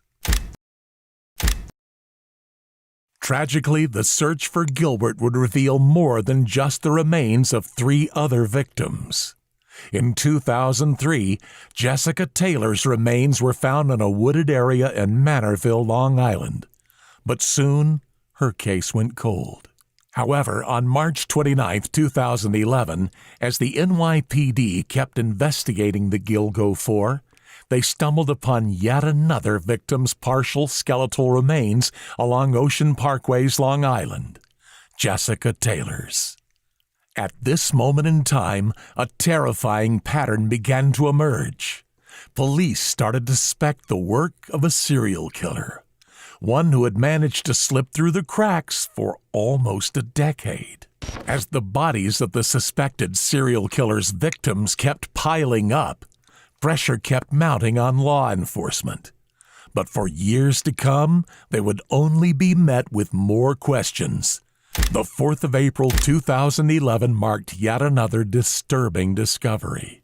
Just like in the case of Jessica Taylor's remains, Valerie Max had been spread out, with her head, hands, and right foot turning up on Gilgo Beach, 11 years after her torso was initially found in Manorville, New York, in September 2000. Originally from Philadelphia, Valerie was 24 years old and had been working as an escort at the time of her disappearance. She was last seen in Port Republic, New Jersey, and was only identified through forensic genealogy in May 2020. Today, we are announcing that Jane Doe number 6 has been positively identified as Valerie Mack. On the day Mack's remains were found, police were met with two more shocking discoveries. The first was the lifeless body of a 2-year-old toddler. The child did not match the victim profile for their suspected serial killer, and yet he was found on the same remote stretch of highway as the women. To this day, the boy remains unidentified. The second was the body of an Asian male. Once again, an unusual victim if murdered by the same individual. The man has also remained unidentified. These discoveries marked another obstacle for investigators. Were these two poor souls random victims of homicide? And had they even been killed by the same individual? Only a week would pass until two more bodies were found 7 miles from Gilgo Beach. They were the remains of two more women. One of them has also remained unidentified and has thus been classified as Jane Doe 7. The other woman is believed to have been the toddler's mother. They discovered extremities tied to Peaches in the Nassau County section of Ocean Parkway. It turned out her gold jewelry matched jewelry on a female toddler. DNA confirmed this victim was the daughter of Peaches. Gilgo Beach, it turned out, was a mass grave. But in spite of the bodies of the victims retrieved by police, their efforts were largely unrewarded. For the next decade, the case of the Gilgo Beach killer went cold. In the midst of the pandemic, police released more information about the murders in hopes of generating new leads. A website, Gilgo News, was launched in order to help advance the case. Among the evidence released was a belt believed to have been worn and used by the killer. The belt, which bore the initials WH or HM, was found during the initial stages of the Gilgo Beach investigation in 2011. Law enforcement was hopeful that someone would recognize the belt, with an investigator on the case stating, "We're hopeful that this photograph will bring somebody forward with information about the origin of that article." 2 years later, no one had. These crimes may have happened years ago, but that pain continues. On February 15, 2022, police created a task force dedicated to the Gilgo Beach murders. The Gilgo Homicide Investigation Task Force was supported by both state and federal agencies in the hopes that the elusive killer would be found once and for all. But with no recent clues as to who might have been responsible for the deaths, the task force had to go back into what evidence had already been gathered. Among this evidence was a suspicious vehicle. A witness in the disappearance of Amber Costello, one of the Gilgo 4 victims, recalled seeing a first-generation Chevy Avalanche being driven by the woman's client on the night she went missing. The owner was a man whose name will go down in history for the worst reasons. The vehicle was registered to 58-year-old Rex Hewerman. Rex Hewerman. I'm an architect. I'm an architectural consultant. I'm a troubleshooter. Born and raised on Long Island. Okay. Been working in Manhattan since 1987. What has this job taught you about yourself? I think it's taught me more about how to understand people. He was very quiet, dark, kept to himself, and extremely intelligent. The lead led to a comprehensive investigation into Hewerman. Among the first pieces of evidence found against him were the multiple locations he was identified as having used burner phones. For each of the murders, he got an individual burner phone, and he used that to communicate with the victim. Allegedly, Hewerman would have used the burners to arrange his meetings with escorts. I told people for years, I said, I swear to you, I had dinner with the Gilgo Beach killer. He was an architect. I knew he worked in Manhattan. And then he got to where he asked me if I liked true crime, asked if I knew about the Gilgo Beach murders. He said, how do you think he gets rid of the bodies without being seen? And I said, I don't know. I've never been to Gilbert Beach. I don't know the area. And he was like, well, it's really dark and desolate. Brass claims that Hewerman also spoke about Shannon Gilbert. About that Shannon Gilbert girl, the one from Jersey, you think that's connected? And I was like, I do. And he was like, yeah, me too. The 26th of January 2023 would mark a highly important discovery in Hewerman's investigation. A surveillance team observed and recovered a pizza box thrown by Hewerman into a garbage bin located in the front of 385 Fifth Avenue in Manhattan. A DNA swab taken from the pizza crust was a 99.96% match to hair found near the bottom of the burlap used to wrap one of the bodies. After a detective took 11 bottles for forensic testing from Hewerman's trash, it was determined that a strand of hair found on Waterman's remains matched the DNA on one of the bottles. The hair belonged to Hewerman's wife, Asa Ellerup. Another hair found on Costello's remains was also a match. On the 13th of July 2023, New York-based architect Rex Hewerman was arrested in connection to the Gilgo Beach murders. Rex, did you do it?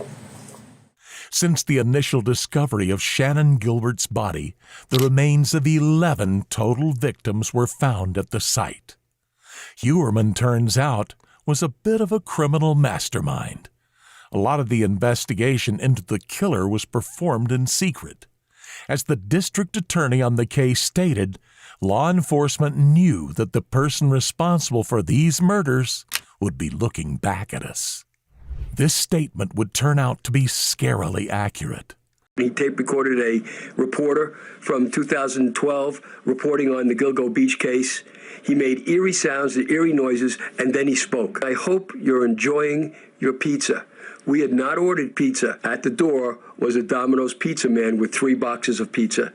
Whilst investigating Hewerman's internet activity, police discovered the killer had been searching the internet for information on serial killers and how police investigate them. Moreover, Hewerman had been consistently searching for information on the task force between March 22 and June 2023.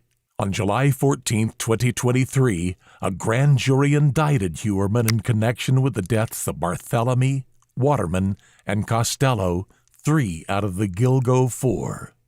With regards to Brainerd Barnes, the 4th victim found in 2010, police have said that the investigation is still ongoing, but that there is substantial evidence connecting Hewerman to her murder. Shortly after hearing the accusations against him, Rex Hewerman broke down in tears. The suspect pleaded not guilty to 3 counts of first-degree murder and 3 counts of second-degree murder. He is currently being held without bail. But regardless of the evidence against Huerman, some found Huerman's reaction to the accusations entirely surprising. His defense lawyer, Michael Brown, was quoted saying, "I will say to you folks that it's extremely circumstantial in nature. In terms of speaking to my client, the only thing I can tell you that he did say, as he was in tears, was I didn't do this." He said from the moment I met him that I did not do this. But could Huerman actually be innocent? Authorities believe that the possibility is extremely unlikely, and those close to him seem to be coming to their own revelations, with Huerman's wife recently filing for divorce. Suffolk County Police Commissioner Rodney Harrison, who has been seriously involved in the investigation, spoke on Huerman's not guilty plea. Rex Huerman is a demon that walks amongst us, a predator that ruined families. The families of the victims seem equally convinced of the man's involvement. Sherry Gilbert, Shannon Gilbert's sister, said in an email to NBC News, "I'm just happy it happened sooner rather than later. The suspect, Rex, deserves to rot in prison for the rest of his life. He destroyed many lives, so while it won't bring our loved ones back, it does help that one less monster is off the streets, and he can't ever hurt anyone else." Although some may not appear entirely convinced of Huerman's involvement, the most important aspect of the investigation is that it is moving forward.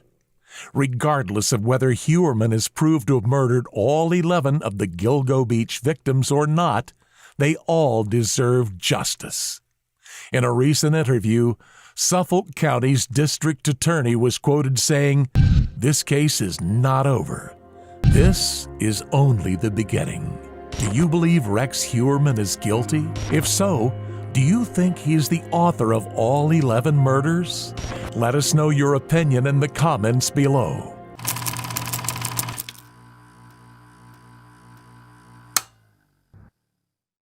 Tonight, a nationwide search for 2 missing children has come to a gruesome end. Family members confirm that the remains found on Chad Daybell's rural property in Idaho are the bodies of his stepchildren.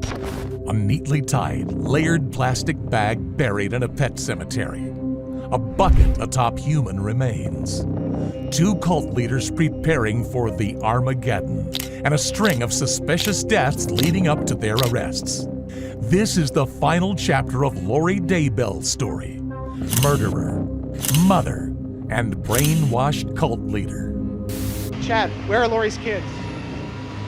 Listen, just tell people what's happening. There's people around the country praying for your children, praying for you guys. Why don't you give us answers? That's great.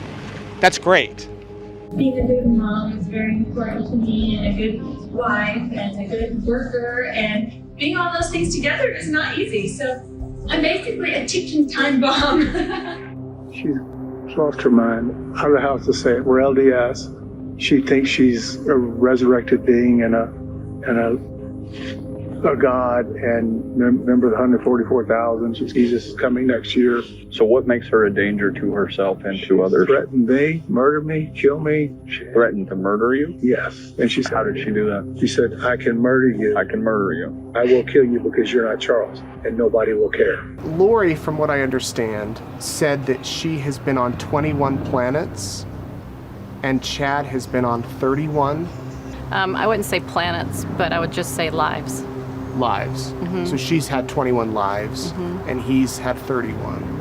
He was a holy ghost and has had 5 lives on this earth, and she's had 4 lives.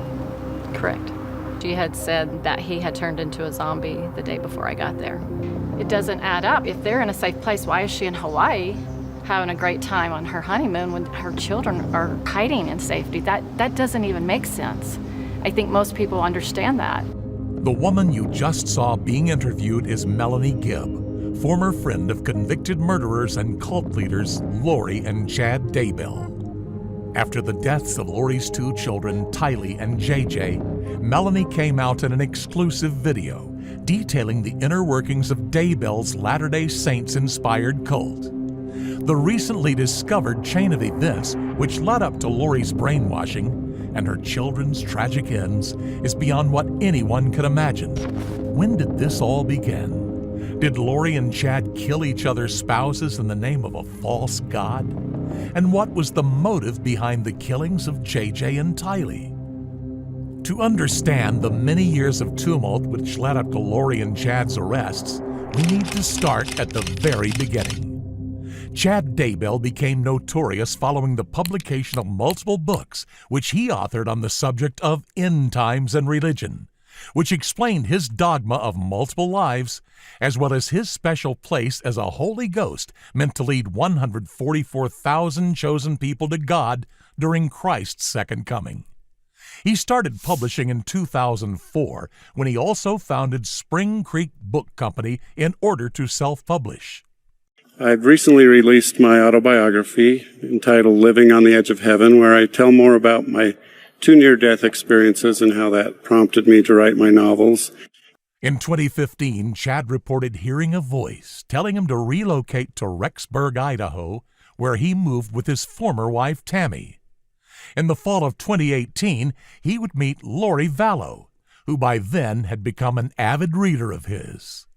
In 2018, Lori attended a Preparing the People meet along with Gibb. It is there she would meet her future husband and religious mentor, Chad Daybell.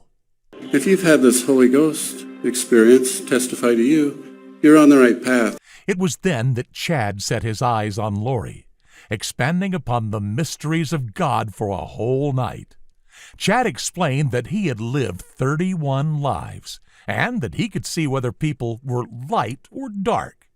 He referred to Lori as an eternal being who had lived 21 lives. From that night on, Lori felt she had a higher purpose. Originally Lori Cox, the future cult leader had gone through 4 divorces at the time she and Chad met.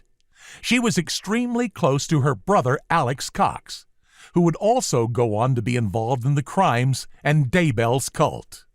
Throughout her life, Alex acted as Lori's protector, and he would protect her no matter the cost. His first attack on Lori's partners was on her 3rd ex-husband in 2007, Joseph Anthony Ryan, whom Lori had her daughter Tylee with. Claiming that Ryan had been abusive towards Lori, Cox tasered him and threatened to murder him. What no one knew at the time is that Alex was capable of much more, much darker things. In 2006, Lori married Charles Vallow. A longtime Catholic ended up converting to Lori's faith of the Latter-day Saints, or LDS. The couple adopted Vallow's grandnephew, JJ Vallow, and in late 2014, they moved to Kauai, Hawaii. At least for a time, things in Lori, Tylee, and JJ's lives were stable, but this peace would not last for long. In February 2019, Lori had met Chad, and the pair would communicate daily, convinced that they had been married in 7 previous lifetimes. At the time, both Lori and Chad were married to different people. Around this same time, Lori would go on to tell Charles Vallow that she no longer cared about him or JJ, and claimed that she was the reincarnated wife of LDS founder Joseph Smith. She then vanished for almost 2 whole months, and Vallow filed for divorce, claiming that he was fearing for his life. She took all the money out of her bank account today. My truck had gone from the airport. She went to the airport and got it. So what makes her a danger to herself and to others? Threatened me, murder me, kill me. She threatened to murder you? Yes. And she's talking in a spirit. I will kill you. Spiritual. No, she's talking physically. I will kill you because you're not Charles, and nobody will care. So she at this point doesn't think you are her husband? She thinks I'm Mick Schneider. Who's Mick Schneider? I have no idea. Okay. It's the name she used. I don't know where it came from. What followed Vallow's claims is a sequence of lies, murders, and religious fanaticism, the likes of which no one could have seen coming. Curious? At The Decoder, we compile reliable sources and evidence to bring you the truth about high-profile true crime cases. If this video is answering your questions about this unbelievable case, make sure you check out our other work. Your support is what keeps us going at The Decoder. The 31st of January 2019 was the beginning of the end for Charles Vallow. Police body cam footage shows him pleading with Lori to ask for mental health help at a time when Lori's obsession with Daybell's cult was beginning to concern her husband. So what's going on tonight? Can't get in touch with our kids.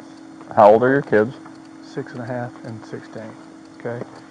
How long have you been trying? 2 days.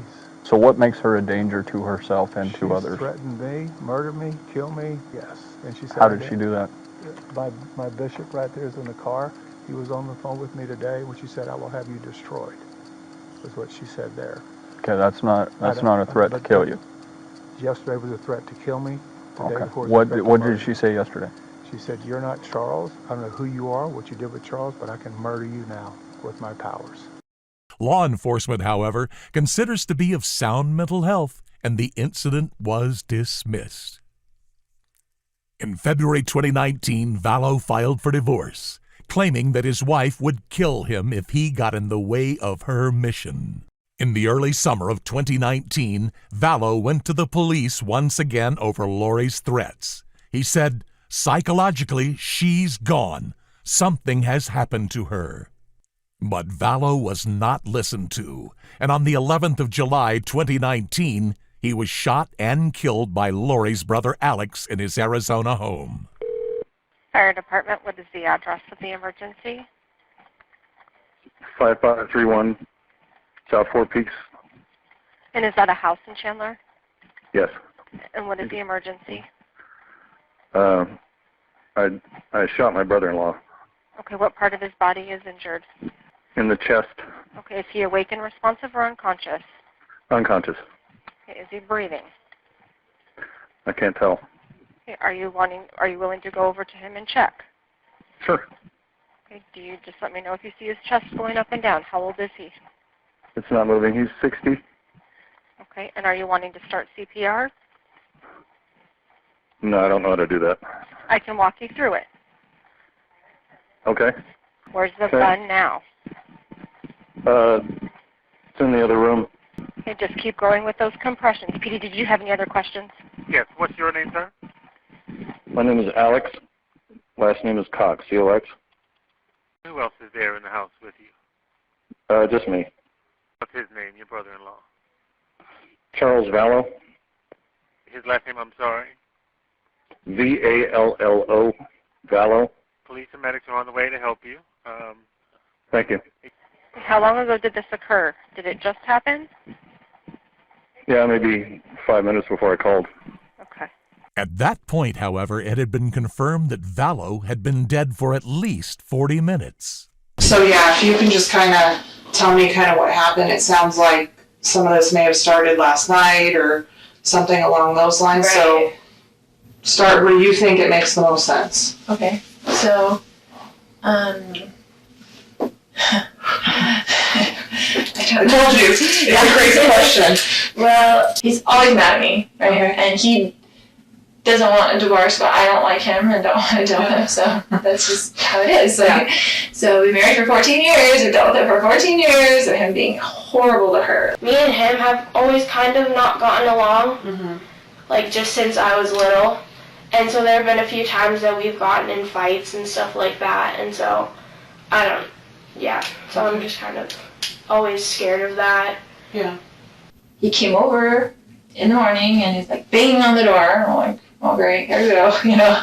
And I was just gonna be nice. I was gonna be nice as possible. And I had JJ stuff all ready for school. And so. Do you remember about what time he got there? He said he'd be there 7:30, but it was more like 7:40ish Okay. or 7:35. I don't know. Okay. But I remember looking at the clock, and he wasn't there at 7:30, and he's usually Mr. On Punctual. time. Yes. So I was like, okay. He was just being real smirky and real like jerky, you know, to me, and I was like ignoring him, whatever. And so he was like, And your brother lives there with you? No. Okay. He had stayed with me last night because I was worried he was going to come over and cause trouble with me. Okay. And just wanted someone else there, like my brother there, because I trust my brother. And So this morning he comes back in and... He comes back in, I wouldn't give him his phone. He was screaming at me to give him his phone. He was very worried about whatever was on his text that he did not want me to see. And so I was just holding it there, and he was screaming at me. And I was kind of walking towards around the house with it, so he couldn't get it. He was like reaching for it and stuff like that. And so Tylee came out of her room upset, and she had a bat. And she told him to leave her mother alone, like, right? So she was really, whatever. And he's screaming at her, don't you hit me with that bat, blah, blah, blah. Like, is there a reason you put the bat up? Yeah, he was walking towards my mom, and I just didn't want him to do anything, so I kind of just stuck out the bat. Like, my mom was right beside me, and he was right there, so it wasn't, like, between them. Okay. It was kind of just, like, I just stuck it out to be, like, keep your distance, kind of. When you say you didn't want him to do anything, what did you think he was going to do? Hit her. Okay. Yeah, it's, for the most part, been pretty, like, mundane, but there have been a few, like, violent times with him when I was really scared that he was going to hit me or hit my mom, like, just because everything was kind of crazy. So Tylee goes outside. Yeah, she was outside. And then what happened? Then they got up from that, and my brother had, like, stepped back, I guess, and then Charles was coming with me at the back, yelling at me to give him his phone still, because I had it in my hand. It was all really quickly, and then, and we were all right there in that room, except for the kids had been outside by that time, and I heard the gunshot, and... So you heard the shot? Did you actually see the shot, or did you just hear it? I had gone around to the kitchen to get away from him, and so back around. So I don't know if he went in the house. I didn't, so I'm a little bit of a disadvantage. Yeah, so I didn't see the shot. I heard it, and then I came back around and I saw that he was on the ground. Okay. And was freaking out. Yeah. And so I was just freaking out, and it just went into mom mode. I'm like, I've got to go to get JJ to school. I've got to get to the kids. I just felt like I got to get to the kids. And so I just went outside and to see if they were in there. Okay, I didn't want them coming back in the house when all that was going on. And you may not know this, so because I know you heard the shot. Do you know at what point your brother had the gun? Do you know if he had it when they got in their first fight, or did he have to go get it, or do you know that at all? I don't know. Okay. I don't know. Does your brother normally carry a gun? Like, I carry a gun everywhere I go. Right. Like, I know he's a gun person. Like, he has guns and things. Okay. He's good with guns. Did you know that he had one with him? No. When he came over? No, but I wouldn't be surprised if he did, because he's very, very professional with guns. Proficient, professional. Responsible is usually a good Right, responsible with guns. As all the other witnesses had similar stories, police did not investigate murder further. But Lori acted strangely regarding the situation, telling JJ's school a completely different story. A school employee said, "Lori just told us that Charles committed suicide last week. I can only say it didn't feel right." Charles Vallow was a great father. He would do anything for his son. The staff at JJ's school says JJ wasn't told about his father's death until August 2019, what would be his last day in the classroom. He came in very angry. The whole day he kept saying, "My dad's not dead. My dad's not in heaven. My dad's just traveling. He's not in heaven." Lori would later be indicted for conspiracy to murder Vallow. In early September 2019, Lori, Tylee, JJ, and Alex Cox relocated to Rexburg, Idaho. On September 8, 2019, Tylee and JJ were seen alive together for one last time. They were in Yellowstone Park, along with Lori and Alex Cox. At around 6:45 p.m. that same night, phone records show the party of four driving back to Lori's home in Rexburg. At 2:45 a.m. that same night, Alex Cox was tracked to Daybell's home. Cox left the following day at 11:53 a.m. In some suspicious text messages from Chad to his wife Tammy, he said, "Well, I've had an interesting morning. I felt I should burn all of the limb debris by the fire pit before it got too soaked by the coming storms. While I did so, I spotted a big raccoon along the fence. I hurried and got my gun, and he was still walking along. I got close enough that one shot did the trick. He is now in our pet cemetery. Fun times!" On the 8th of September, Daybell and Tammy had also signed an application raising her life insurance policy to the maximum amount. On the following day, September 9th, phone records once again placed Cox on Daybell's property, in the same general area where human remains would later be found. On the 22nd of September 2019, Melanie Gibb was among the last people to see JJ alive. Reportedly, Lori described him as being a zombie who climbed up on the cabinets, climbed up on top of the fridge, smashed her picture of Christ down, and then climbed up onto the upper cabinets and got in between the top of the cabinet and the ceiling. Did she speak at all about JJ? Yeah, I mean, he was all around us, and we were talking about him quite a bit, actually. What did she say? As I arrived on the Thursday, she had said that he had turned into a zombie the day before I got there. And she was pointing out behaviors of his, like, look how he's doing this, that's unusual, or look how he's doing that. And she was trying to create uncertainty in me about what I saw his behavior. Like, what do you call that? Like a doubt. A doubt. And I was looking at him, and I thought, well, I don't know, he kind of looks like JJ to me. You know, hyper and angry one minute and kind of chill or crying the next minute. Like, that's how his behaviors always were around me. On the 23rd of September, a final doorbell video of JJ alive was recorded. His last confirmed sighting was at Rexburg's Kennedy Elementary School.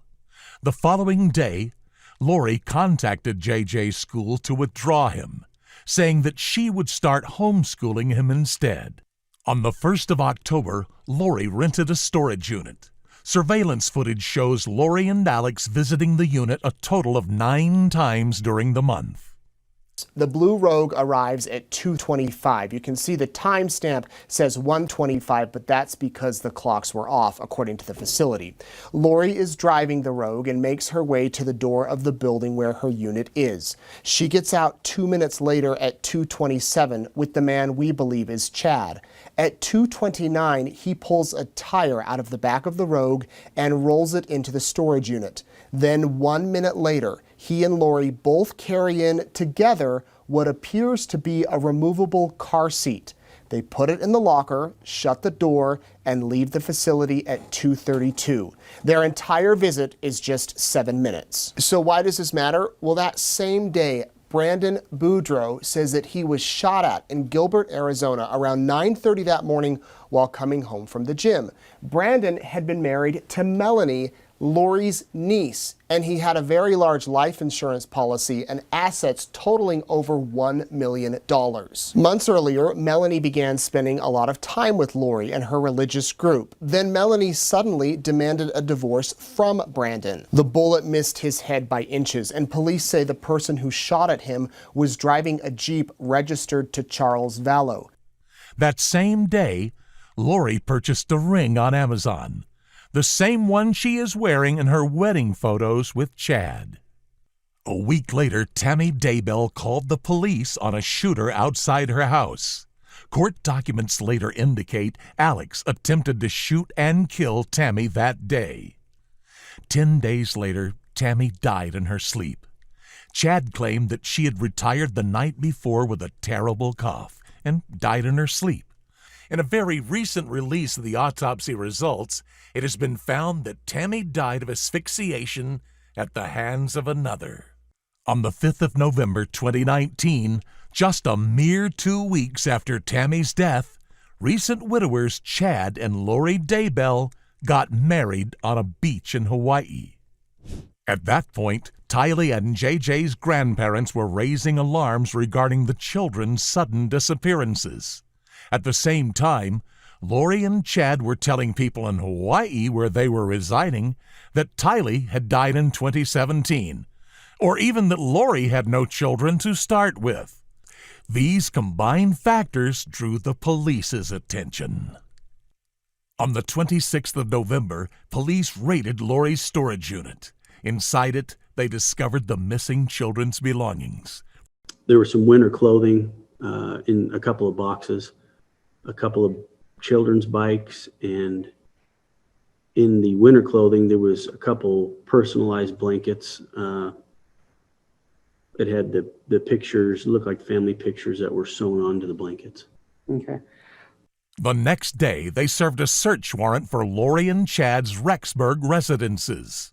When the authorities arrived, however, they found them deserted. On the 6th of December, Melanie contacted Rexburg police. Supposedly, JJ had been residing with her. She came clean, saying that she had been told to lie about the child's whereabouts. In their effort to locate JJ, police discovered that Tylee had also been missing. 5 days later, as police were beginning to gather evidence in the Daybell case, Tammy Daybell was exhumed, and an autopsy was performed on her body. The results, however, remain unknown to the public.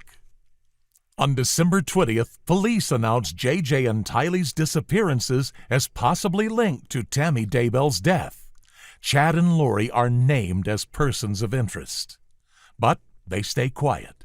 In spite of a $20,000 cash reward offered by the children's grandparents for their whereabouts and Daybell's family pleading for him to cooperate with law enforcement, both he and Lori refuse to utter a single word. Chad, where are Lori's kids?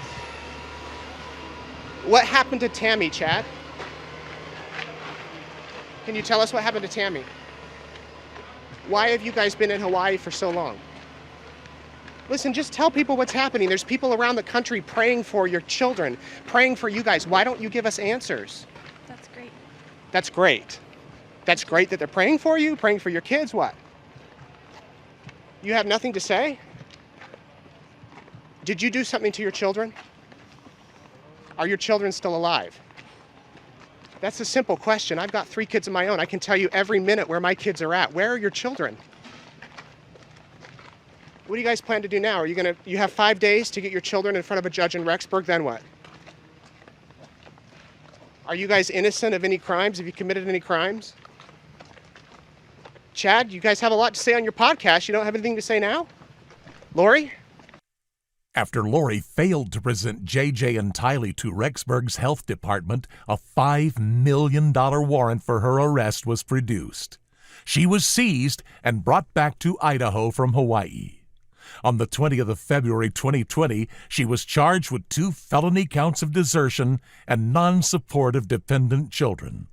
On her first hearing on the 6th of March, her bail was lowered and set to $1 million. In May 2020, an exclusive interview with Melanie Gibb was released, discussing her time with Lori and Chad Daybell. Supposedly, Lori had said of JJ that he was in the way of her and Chad's mission. Also, in May 2020, on the 8th, Alex Cox died of natural causes. The night before his death, Cox reportedly said, "I think I'm their fall guy." He would have been essential in finding out what happened to Tylee and JJ. On the 9th of June 2020, police searched Daybell's Rexburg property. Within hours, they found human remains. They removed the rocks, and underneath the white rocks was some thin wood paneling. Okay. And what did you observe them do with that paneling? They removed the paneling. Okay. And then what did you observe? Initially, as soon as they removed the paneling, I could smell the odor of a decomposing body. Once they removed some soil, there was a black, what I can best describe as a black plastic bag with a round object protruding through the dirt. Okay. What did you observe the ER team do after you saw that? They dug a little bit more around the round object, which appeared to me to be the crown of a head, protruding through the dirt. They used a small, sharp instrument to cut through the black plastic. Okay. And what did you observe when they did that? There was a white plastic underneath the black plastic, and they also used the white instrument to cut through the white plastic. Okay. And what did you observe when they did that? I observed what looked to be brown human hair. Okay. It was what appeared to be a small body tightly wrapped in black plastic, covered in duct tape. Okay. I'm pointing to a fire pit on Mr. Daybell's property, just northwest of the fire pit. There is what we've referred to the pet cemetery, and it's just north of the pet cemetery where I helped excavate. What did you observe? I had been away from that area, but when I returned to that area, they had already dug down and located what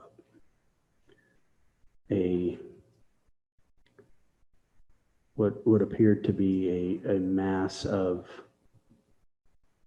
burnt flesh and charred bone. The initial body that was found was JJ. A photo of JJ taken on September 22, 2019 shows him wearing the same red pajamas that were found on his lifeless body. And what you just heard the detective describe as a burned mass of flesh and bone was what remained of Tylee Ryan.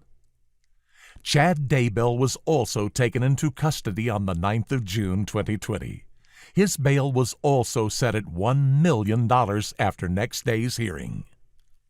During Daybell's hearing, a recorded phone call between Melanie Gibb and Lori was released.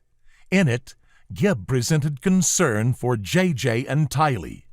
The conversation saw Chad and Lori confronted by a member of their group for the first time. Hello, sweet Melanie. Hi, Chad. Hey, Lori. Hey, let me put on speaker. Oh, okay. All right. We're enough with the phone. How are you guys? We're okay. How are you doing, babe? I'm doing pretty good, thanks. I was wondering, where are you guys? We're just hanging out. Hanging out? Are you in Idaho? We're near Idaho. Oh, okay. I just wanted to ask you a question, if you don't mind, Lori. Yeah, of course, honey. I want to know, you remember we talked about JJ going to Kay's house, and you told me they went there, and now he's not there? I was wondering what happened. Well, I had to move him somewhere else because of her actions. So Was she doing something? Like, was she trying to come get him or something? Or like trying to kidnap him? well, she said that lots of times before, but Okay. When I asked Chad the other day, I was like, hey, where is JJ? And he said, for my security, he didn't want me to know. So is there a reason I should be in danger to know where he is? no, it's nobody. It's his danger. It's the danger that there's people after me. Okay. We just felt that if you knew, that puts you in a danger. Well, just in a bad position. Bad position. Everybody, if they don't know anything, then they don't have to say they know. Right, so you're just worried. Okay.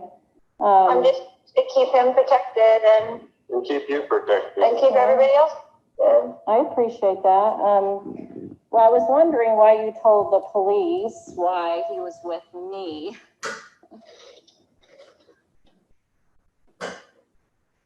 I just needed to have somebody so I wouldn't have to tell them where he really was, because they were going to tell Kay where he is. Oh, yeah. So do you think it's like your family, or, like your family, your dad, or, those people? Family, well, not my whole family, but as you know, most of my family is working against me and with her, basically. Yeah. Is JJ safe? He is safe and happy. I did have a question that I asked Al at one point, your brother, if I wanted to know, like where he was, and he said I did not want to know, and that he could not be found. So what does that mean? I don't know why he would say that, but it's the same story. Like I don't even want Al to know. I don't want anybody to know, so that nobody has to be worried about it. You haven't shown me anything. I don't know why you're being controversial to me, or if you're recording this conversation for the police or whatever. I don't know what your intention is on this phone call. But I love you with all my heart, and I have forever, and I will always love you. I appreciate those words, but if you really love me, you wouldn't have told the police that I had JJ with me. Flashing forward to the 7th of October 2021, law enforcement released Charles Vallow's murder case. Lori was accused of conspiracy to murder her ex-husband, on top of her other convictions relating to Tylee and JJ. But in another turn of events, on the 11th of April 2022, Lori was deemed psychologically unfit to stand trial. A week later in court, Lori refused to speak. Her attorney asked for a not guilty plea to be entered on her behalf. Your Honor, she intends to remain silent. However, on the 26th of May, the prosecution announced that they will be pursuing the death penalty for Lori as well as Chad, whose death penalty pursuit has been announced earlier this year. At this point, Chad is also accused of Tammy's first-degree murder. Lori's trial began on the 3rd of April 2023. There's no release date for Chad's. No one except for Lori and Chad Daybell, as well as the deceased Alan Cox, will ever truly know what happened to the unfortunate JJ and Tylee. The children's manners of death have not been released, and when it comes to Tylee, it is unlikely that we will ever know unless either of the Daybells decide to break their unrelenting silence. What is known is that based on the state of Tylee's body, she had been cut up and burned prior to being buried. Strikingly, it is known that Daybell used to work as a grave digger. As for a motive for the killing of the two innocents, well, no one really knows. Friends of Lori suspect that Tylee was viewed as a liability, that having been there on the day Charles Vallow died, she might have known too much about her mother's and uncle's involvement. Others believe that the children represented some of the dark spirits that the Daybells claimed to be seeing. Perhaps that in itself was a good enough reason for the fanatics to end their lives. What remains clear is that no matter Chad and Lori's eccentric beliefs, there is no right reason for killing two children. There is no reason both their spouses should have died. And there is no good reason for the chain of destruction that the Daybells have left in their wake.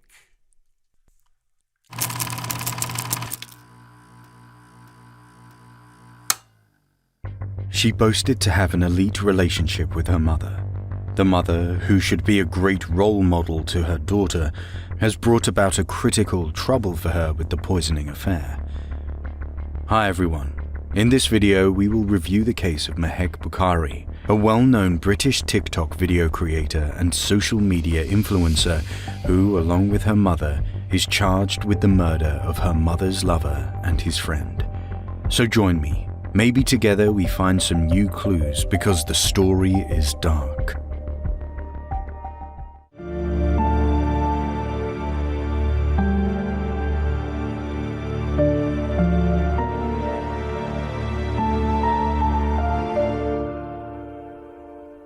With the emergence of social media platforms, many individuals discovered a new way to communicate with others, expressing themselves by posting videos and receiving views and likes. Many of these people made a good fortune with their active presence on social media, and Mehek Bukhari is one of them. Before going straight to the murder charge and how this famous influencer got involved in it, let's have a quick look at Mehek's life. Mehek, known as Maya, was born in 1999 in England, UK, although her exact date of birth is unclear. She is a British national with Pakistani ethnicity. Mehek is a social media personality, particularly a TikTok and Instagram influencer, sharing videos about fashion, cosmetics, and lifestyle niches from her bedroom filled with designer clothing and footwear on her social media page. She could gain many followers upon creating makeup tutorials online and also participating in TikTok challenges. She had 129,000 followers on TikTok and 45,000 on Instagram, as well as over 3,900 followers on her channel on YouTube, where she was known as Maybe Vlogs. She has received 3.3 million likes for her videos on TikTok. Maybe Vlogs' net worth is estimated to be about $250,000 US as of October 2022. Mehek lives with her parents and brother in Tunstall, Stoke-on-Trent. Her father is Ali Raza Bukhari and her mother is Ansreen Bukhari, the managing director of City Security Plus. Mehek is reported to be very close to her mother, with whom she appears in most of her videos. According to some available information about Mehek, she studied in a private school in her hometown and then went to a prestigious university where she received a bachelor's degree in fashion. She goes regularly to gym to keep her body fit. She prefers homemade food and tries to avoid junk food since she is very concerned with her health. It seems that I have provided necessary available information about Mehek, but what happened that this TikTok star name made headlines? As it happened, Mehek's mother, 45-year-old Ansreen, a married woman with children, was in a 3-year affair with 21-year-old Saqib Hussain, whom she met on a dating app. In January 2022, Ansreen decided to end her relationship with the young man. Heartbroken Saqib expressed his love for Ansreen, or as he called her, Anzi, begging her to continue their affair. As Saqib had confessed to her sister, he had started the relationship as a bit of fun, but had fallen in love with Ansreen. As estimated by Saqib's family, he had spent between £2,000 and £3,000 on Ansreen during their 3-year relationship, taking her out to hotels and dining in restaurants. Meanwhile, he had recorded sexually explicit photos and videos of Ansreen with himself, which were later found on his Instagram account. As reported, Saqib had made 1,702 calls to Ansreen in the months before his death, lasting 5 seconds or less, while Ansreen had called him about 200 times, with just a handful lasting over 3 minutes. When Ansreen did not answer Saqib's calls, provoked by anger, he attempted to blackmail Ansreen to convince her to return his calls, and threatened her to send the videos and photos to Ansreen's husband and son unless she speaks to him. He said, "I'll tell him and make all your pics and video viral right now." On the other hand, Mehek was aware of her mother's relationship with Saqib, and while not approving, was trying to tolerate it. On January 4th, Ansreen confided to Mehek about the blackmail issue. The existence of explicit materials would not only break Ansreen's marriage, but would also destroy Mehek's relationship with her father, as well as her reputation as an active and successful social media influencer. Considering the trouble they were facing, Mehek replied to her mother, Ansreen, "I'll soon get him jumped by guys and he won't know what day it is." Then the tragedy goes on. Mehek contacted Saqib, setting a trap for her mother's younger lover. She convinced Saqib to release the explicit videos and pictures and receive up to £3,000 in return. Mehek had told Saqib that he could meet Ansreen in the car park of Tesco in Hamilton, Leicester, and hand over his phone. According to Mehek's plan, if Saqib did not want to hand the phone over, they would cause him a serious injury, or silence him forever. Saqib's sister, Sana Hussein, who once had met Ansareen outside a hotel and told his brother to not continue his relationship with a married woman, later stated that upon hearing the meet-up plan from Saqib, she had warned him about the danger of such a meeting and the possibility that someone would rush him. It was a chilling and heartless plan, right? It ended more tragically when another man, an innocent person, got involved and killed as well. Let's go through the rest of the sad story. 21-year-old Mohammed Hashim Jazuddin from Banbury in Oxfordshire was Saqib's cousin and best friend. Early on February 11th, 2022, Jazuddin drove his friend on his silver Skoda Fabia to meet Mahek and Ansareen at the Hamilton Tesco car park in Leicester. As soon as reaching Tesco car park in Leicester, they spotted two cars waiting there with people wearing balaclavas inside. They got suspicious and fled up the A46. Those two cars left Tesco car park and started pursuing the Skoda Fabia, a pursuit that lasted over 10 minutes. During the pursuit, there was a phone conversation between Mahek and Saqib in which Mahek said, "Watch what I do to you." Being chased at up to 100 miles per hour along the A46, Saqib made a panicked call to 999, Leicestershire Police, telling the operator, "I'm being followed by two vehicles. They're trying to block me in. They've got balaclavas on. They're trying to ram me off the road. They're trying to kill me. I'm going to die. I just came to Leicester to see one of my mates who got to university here. They hit into the back of the car very fast. Please, I'm begging you. I'm going to die. No."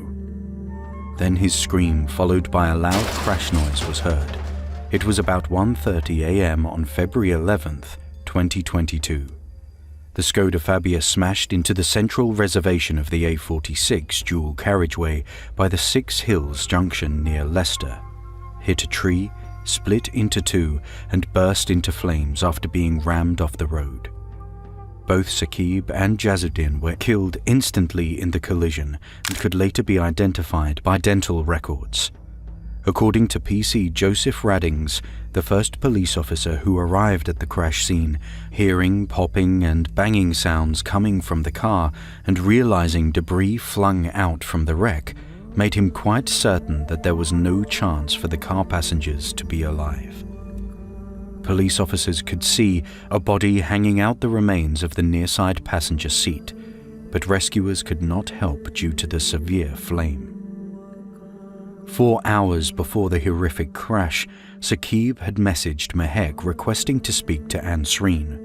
With her refusal, Saqib sent a message that read, "I'm going to message your dad. Show him all the proof, the pictures, the messages with her saying, 'I love you.'" Now you may ask how police could find out that this incident was not a tragic road traffic accident, but a murder case. Bear with me. I will clarify it as it was later explained by the police. The police had no doubt that Saqib and Jazuddin were murdered. The key indicator to this fact was the call that Saqib made to 999, explaining the issue and asking for help. For accurately investigating the crash, police referred to CCTV evidence, which showed the footage of the two cars which Saqib was talking about in his distressed phone call to 999, Audi TT and Seat Leon. With the cooperation of other forces, police could trace the Audi TT and Seat Leon.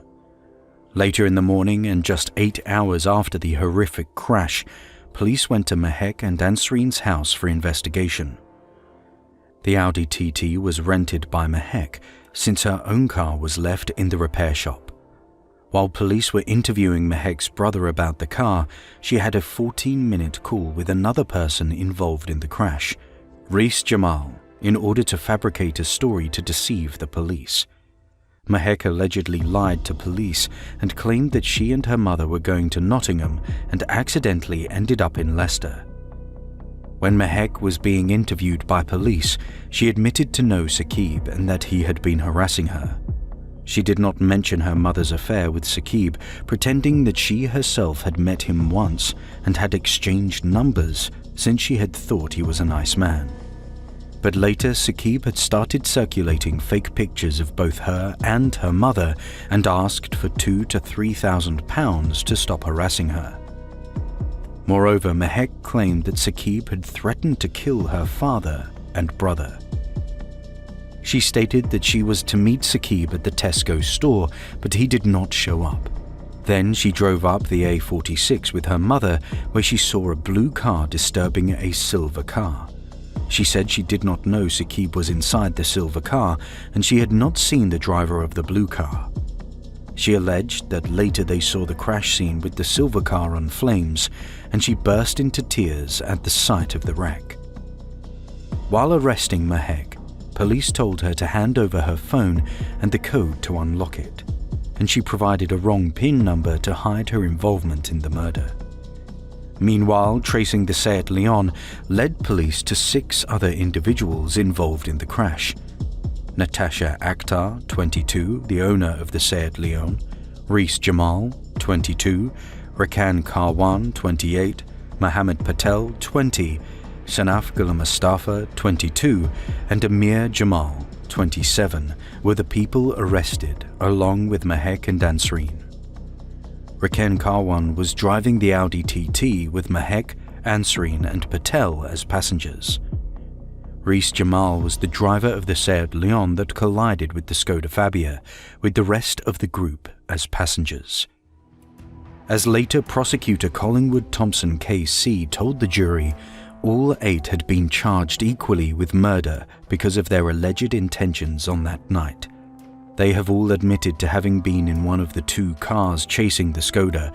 However, according to the prosecutor, they did not have any chance to lie because the data retrieved from their mobile phones are a reliable evidence of their involvement. However, all 8 have denied a charge of murder and an alternative count of manslaughter. According to the prosecutor, the crash was certainly not a road traffic accident, since CCTV footage of the scene shows that after the crash, they pulled in to check on damage to the Seat Leon, while one of them had a balaclava on, as Saqib had told the operator. The Audi TT and Seat Leon, which were taken by the police to be forensically examined for possible damages, show other evidences.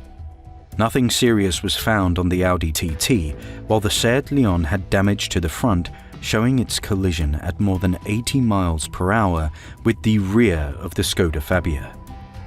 The sophisticated tracking computer on the Audi TT could give the police a lot of data about where the car was and how fast it was going at all points while chasing the Skoda Fabia. Moreover, cameras on the M6 could record Akhtar's Seat Leon automatic number plate, which led to her arrest when she pulled into a petrol station near Junction 5 of the motorway near Castle Bromwich. On the other hand, Ansreen Bukhari's husband, Ali Raza, has told Leicestershire police that he was not aware of his wife's affair for the past 3 years, and even did not know she was in a relationship with anyone. But he remembers that once, 4 or 5 months before February, someone with the name Saqib had sent him a comment on his TikTok account, telling him his wife was having an affair. He has stated that he had never told his wife about it, assuming it to be just nonsense. As the prosecutor has said, this case is about love, obsession, anger, extortion, and ultimately, murder.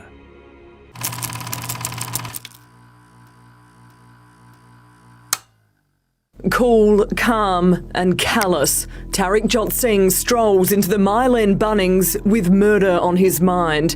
He signs the COVID check-in, then walks the aisles in search of the perfect tools. The 23-year-old knows exactly how he plans to kill his nursing student ex-girlfriend, Jasmine Kaur. People are rarely who they first seem to be. Whether they are your friend, colleague, or even partner, there are many layers to a person, some which are better left unknown. Because the truth is, you never know what someone is capable of until they are pushed to their limit. In the space of just a few hours, a once loving relationship can turn into a horrific murder. This is the tragic story of Jasmine Kaur. In 2016, a young man left his home village of Balala to pursue his dream. Like many other men his age, Tarakjot Singh moved his life from the Samrala region of India to the city of Adelaide in Australia. Singh had enrolled in UNISA University, where he would go on to study computer science. It was there he would later meet 21-year-old Jasmine Kaur. Originally from Naranga, India, Jasmine's family had moved to Adelaide. She too was a UNISA student undergoing a nursing course. Kaur and Singh's relationship was relatively short, lasting only 9 months. But in spite of its length, it proved to be rather intense. Singh, it turned out, had very strong feelings for Kaur from quite early on in the relationship. Perhaps his feelings were too strong. Kaur did not reciprocate these feelings, however, and as time went on, began to notice some increasingly concerning behaviors manifesting in Singh. He had become very controlling and possessive, desiring to know everyone Jasmine conversed with or saw. He felt entitled in intruding upon his girlfriend's life, in spite of Kaur's numerous attempts at stopping him. She endured his behavior for a while until she just couldn't take any more. On the 28th of January 2021, Jasmine Kaur entered a police station with the intention of filing a report. She was clearly distraught. In an act of courage, she decided to provide a statement to the police informing them about Singh's obsessive behavior. In a direct quote, Kaur stated, "He was over-possessive and wanted to control who I spent time with." She also established that she had broken things off with Singh on the 4th of January 2021. However, she explained Singh did not take the breakup well. Instead, he threatened suicide. Although not uncommon amongst possessive personalities such as Singh's, the suggestion of suicide was not just an empty threat in his case. It turns out the student had recently spent some time in a short-term stay mental health unit. In her statement, Kaur detailed some of Singh's excessive behaviors. She wrote that if Singh got upset over her going out with friends, she would be asked to return immediately and abandon her plans. As a result of Kaur's statement, Singh was cautioned for stalking in February 2021. From then on, if he were to be reported again, Singh risked being arrested and registered as an offender. So he stopped stalking Jasmine and made a much worse plan instead. In early March 2021, Singh headed over to a local Bunnings store where he would make a string of very suspicious purchases. He bought a shovel, cable ties, gaffer tape, gloves, and a jerry can. In the CCTV footage obtained from the store, Singh can be seen strolling casually through its aisles. He even asked a store worker for help before checking out. A more skeptical employee might have noticed the strange correlation between the objects in Singh's basket, but on that day, no one did. Singh felt relieved. The first step of his plan was over. His second step, which he also ticked off successfully, was borrowing his friend's car and swapping out his SIM card. The easiest part was over with. Singh hopped into the borrowed car, a blue metallic Commodore, and headed over to Southern Cross Homes, Jasmine's workplace. After finishing work, Jasmine walked over to the care home's parking lot at around 10 p.m. She would normally hop into her car and head home. But unbeknownst to her, Singh was also there, watching and waiting. In a moment's flash, Kaur was abducted by Singh. She would never be seen again. As feelings of panic and fear filled the unfortunate Kaur, it became more and more clear to her that Singh had hatched a plan. He was driving with purpose. But where? And why? At around 10:46 p.m., a safety cam captured the blue car. They had reached Virginia. They were later snapped by another camera near Two Wells at 12:09 a.m. and as they passed Port Wakefield at 12:40 a.m. By this point, Singh had been driving for almost 3 hours. Try imagining the terror going through Jasmine Kaur's mind as the man she once thought she loved drove her further and further away from everything she knew and into a world of darkness. At 3:07 a.m., 5 hours and 650 kilometers away from where Jasmine Kaur was last seen alive, Singh's car was snapped by another road camera as he passed through Sterling North. Singh then stopped near Death Rock in the Flinders Ranges. Kaur's hands and feet were tied, and she was blindfolded. Then she waited. As Kaur waited, terrified and deprived of movement, Singh would begin one of the final steps of his evil plan. With his newly bought shovel, Singh dug. Hours went by as Singh kept digging, and Kaur's fear kept growing.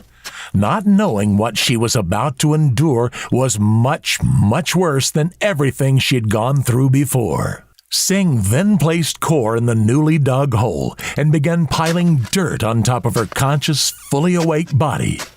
Yet in spite of her screams of terror, and in spite of the hellish experience that Singh was actively putting the woman through, he did not stop. In the wee hours of March 6, 2021, Jasmine Kaur was buried alive. After completing his grisly plan, Singh dumped Kaur's belongings, along with cable ties, tape, gloves, and a balaclava nearby. Singh's car was snapped by a camera as it passed the other way, almost 12 hours after the first photo was taken on the 6th of March at 2:27 p.m. If you take out travelling time, that leaves about 8 hours to bury Jasmine, and a considerable amount of time unaccounted for. In Adelaide, Kaur's family became concerned over her not attending work that day. Her car was found in her workplace's parking lot. Thus, the Kaurs walked into Henley Street Police Station and declared Jasmine missing. After getting home on March 6th, Singh is almost immediately questioned by police officers regarding Kaur's disappearance. He stated that he could not remember the last time he saw Kaur and that he was home the night of the murder. However, it would only be a day later, on March 7th, that Singh declared Kaur was indeed dead. However, the man said he had nothing to do with it. Singh told law enforcement officers that Kaur had taken her own life and that he had been the one to find her. Feeling sorry for Kaur, Singh decided to bury her himself. Singh then proceeded to lead officers to Kaur's exact burial spot. Upon arriving in the Flinders Ranges, officers found Kaur's shoes, glasses, and work name badge, and were then led to something much worse. The following day, on March 8, 2021, Singh was arrested and charged with Jasmine Kaur's murder. In a text that Singh had written to Kaur but never sent, the killer wrote, "Your bad luck is that I am still alive. Wait and watch. Each and every single one will get the answer."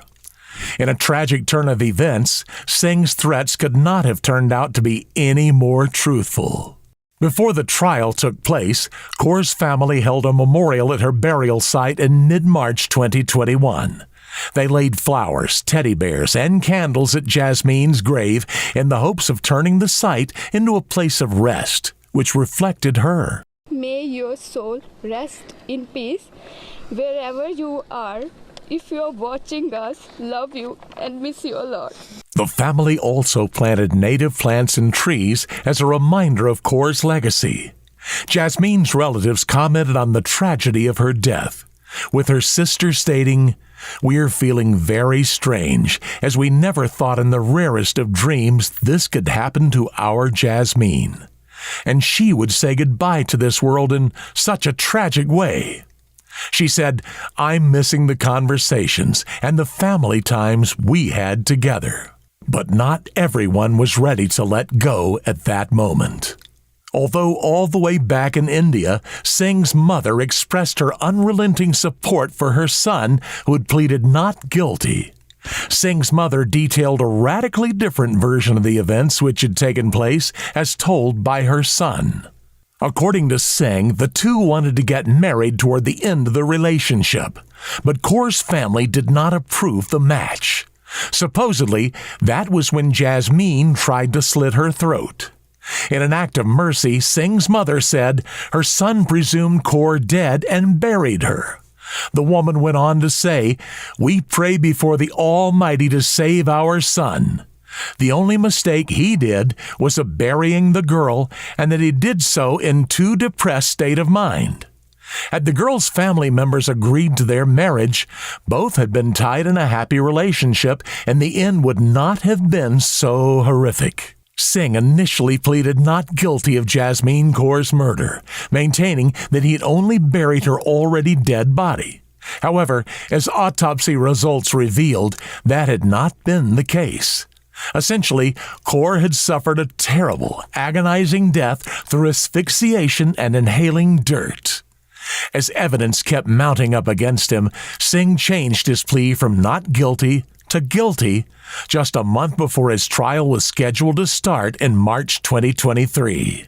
No, we are not surprised. We know from the day one that he is guilty, but he was denying from a long time, but we are happy now that he pleaded guilty. During the trial, Justice Adam Kimber described Singh's murderous behavior as horrific and callous in the extreme. The judge went on to say, "I am unable to find words to adequately describe how Ms. Kaur must have felt when you placed her in the grave and buried her. The terror she felt when she was abducted, restrained, and kept in the car during the long drive to Morilana Creek is difficult enough to estimate. I cannot describe the terror Ms. Kaur must have been experiencing when she realized you were burying her alive." Although Singh did not divulge details of exactly how he went about abducting and burying Kaur, the court felt that the evidence, along with Singh's guilty plea, were sufficient for sentencing. Moreover, Justice Kimber stated that the evidence showed that Kaur had clearly endured extreme suffering during the lengthy car trip from Adelaide to Flinders Ranges. It turned out that during the drive itself, Kaur was bound and gagged, unable to see or where she was or understand where she was going. The drive must have taken several hours. Throughout that trip, Ms. Kaur must have been terrified. "You cannot have cared," Justice Kimber said. "You dug a grave and you buried her while she was still alive." According to Kimber, Singh had been methodical, showing clear intent in his actions. There was time for reflection. There was time to depart from the plan. You killed Ms. Kaur in order to punish her for not wanting to be in a relationship with you and for going to the police. The mandatory sentence for murder in Australia is life imprisonment. As a result, Singh was sentenced to almost 23 years in prison without the possibility of parole, and will probably end up spending his entire life locked up. It is also believed that Singh is likely to soon be deported back to his home country of India. Following the trial, Jasmine Kaur's mother, Rajpal Kaur, made this emotional statement. "Today I do not feel happy. I wish that I was not giving this statement and that Jasmine was still alive here by my side." She said, "I talk to her every day. We say goodnight to our children, don't we? So I always say goodnight to my daughter." Justice has prevailed, and I cannot begin to express our relief. We welcome the sentence given. But what I can say is that my family and I have already started our life sentence, having to spend the rest of our lives without Jasmine. What do you think of this tragic story? Do you think Tarakjot Singh was mentally ill? Let us know your opinion in the comments section below.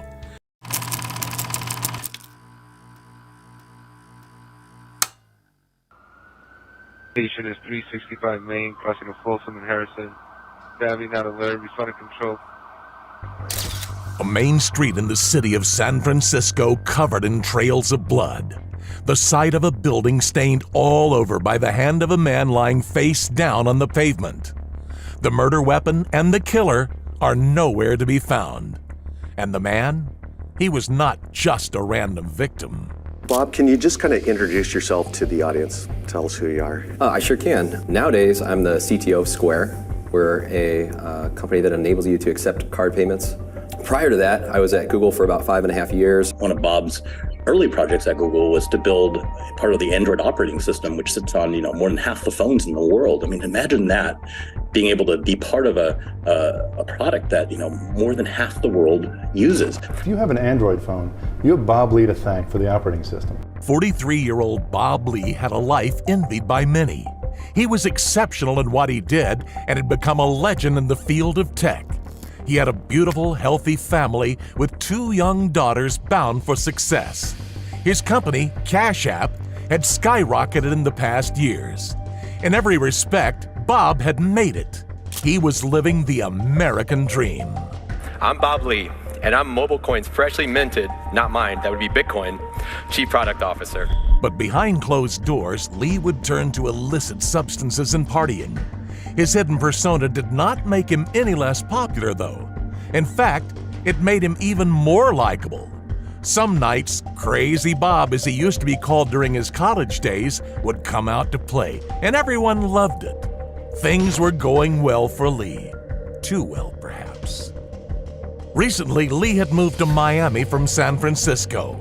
He was busy building his new Floridian life when he was called back to his old town for some unfinished business. That is where disaster struck. That is where, in a completely unexpected turn of events, Lee would end up bleeding out on the pavement, ignored by passers-by until his very last breath. But how did it get to this? Let's start at the beginning. Bob Lee moved to San Francisco in 2004, where he started working as an engineer for Google. There, he led Android's core library team. Soon enough, Lee had become the founder of the world's most used operating system. By 2010, Lee had become well known in the tech world. It was then that he joined Square, a payment processing company and a massive stakeholder in the tech and online payment industry. In 2011, only a year after joining the company, Bob was promoted to Chief Technology Officer. It was in 2013 that Lee co-founded Cash App. But Lee wanted more, and he knew he could achieve it. In 2014, Lee resigned from Square, and in 2015, he became the CEO of another company, founding the chat group app Present. The app was aimed at connecting women and helped host the 2018 Women's March in San Francisco. In 2019, Lee moved to the affluent San Francisco Bay community of Mill Valley. In 2021, he became Chief Product Officer of MobileCoin, with the hope that the company would help the hundreds of millions of unbanked people worldwide by giving them access to digital cash. MobileCoin received $66 million in venture backing. It was a success. Lee moved to Miami in October 2022 and was quoted saying that the move was partially influenced by the rising crime rate in San Francisco. But Lee still traveled between San Francisco and Miami for business. It would be from one of those trips that Lee never returned. On the 3rd of April 2023, a friend of Lee's called Witness 1 for privacy reasons arrived at an apartment where they would meet Lee amongst others. The apartment was in the 1500 block of Mission Street in San Francisco. Lee, Kazar Elisanya, and Nima Momini, her brother, had all been drinking when witness number 1 arrived.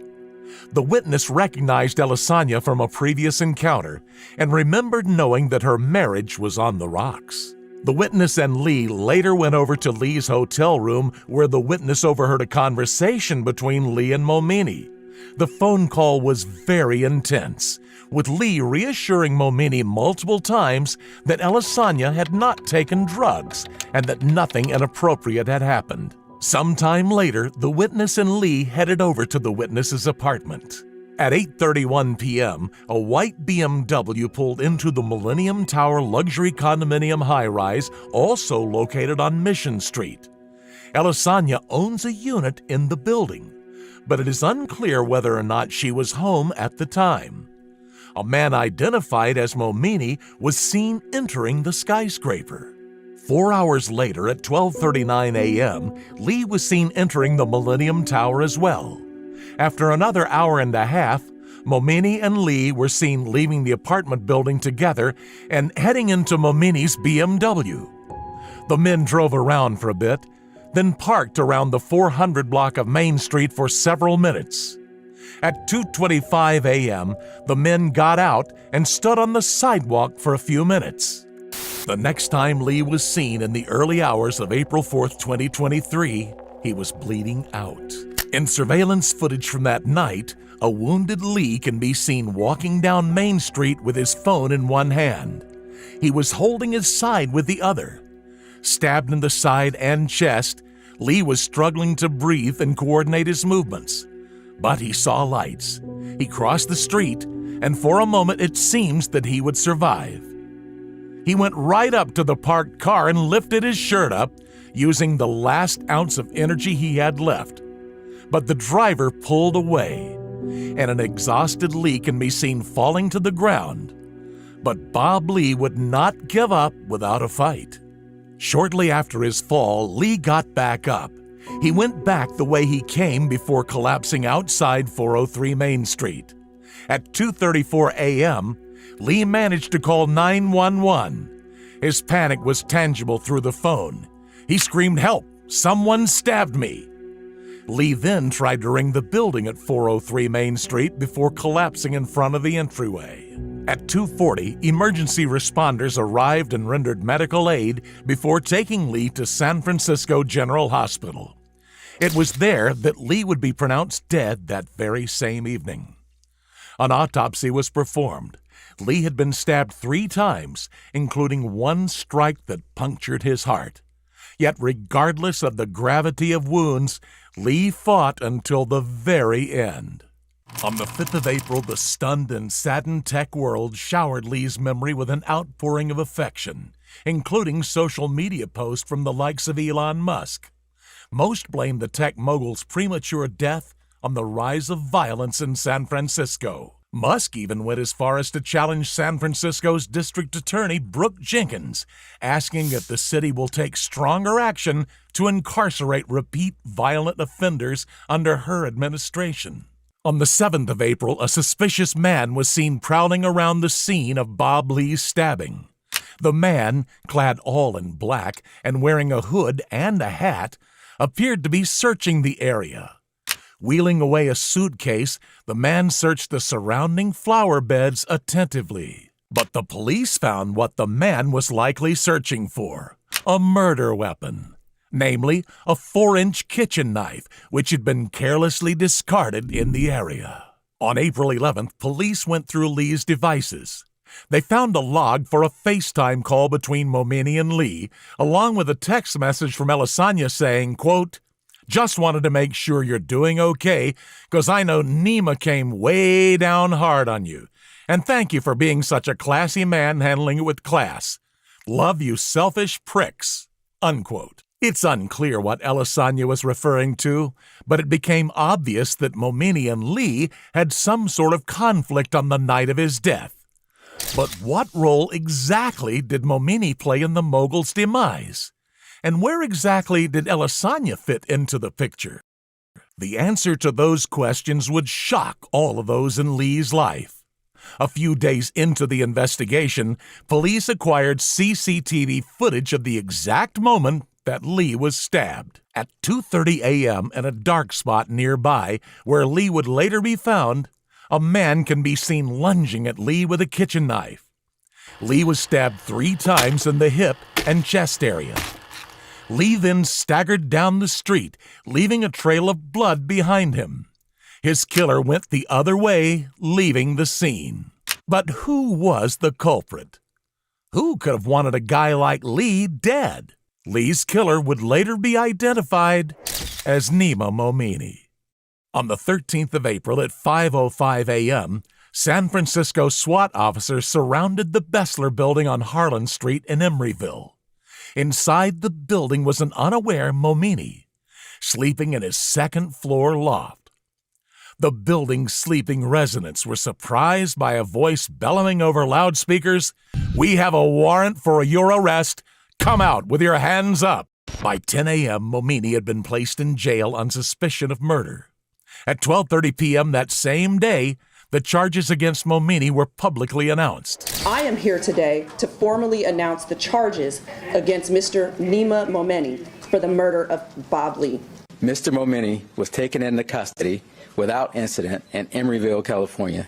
He was transported to the San Francisco County Jail and booked on one charge of murder. District Attorney Jenkins also denounced the multiple social media posts speculating about the rise in violence in San Francisco. Serve to mislead the world in their perceptions of San Francisco and also negatively impact the pursuit of justice for victims of crime. The following day at 9 a.m., Momini appeared in court.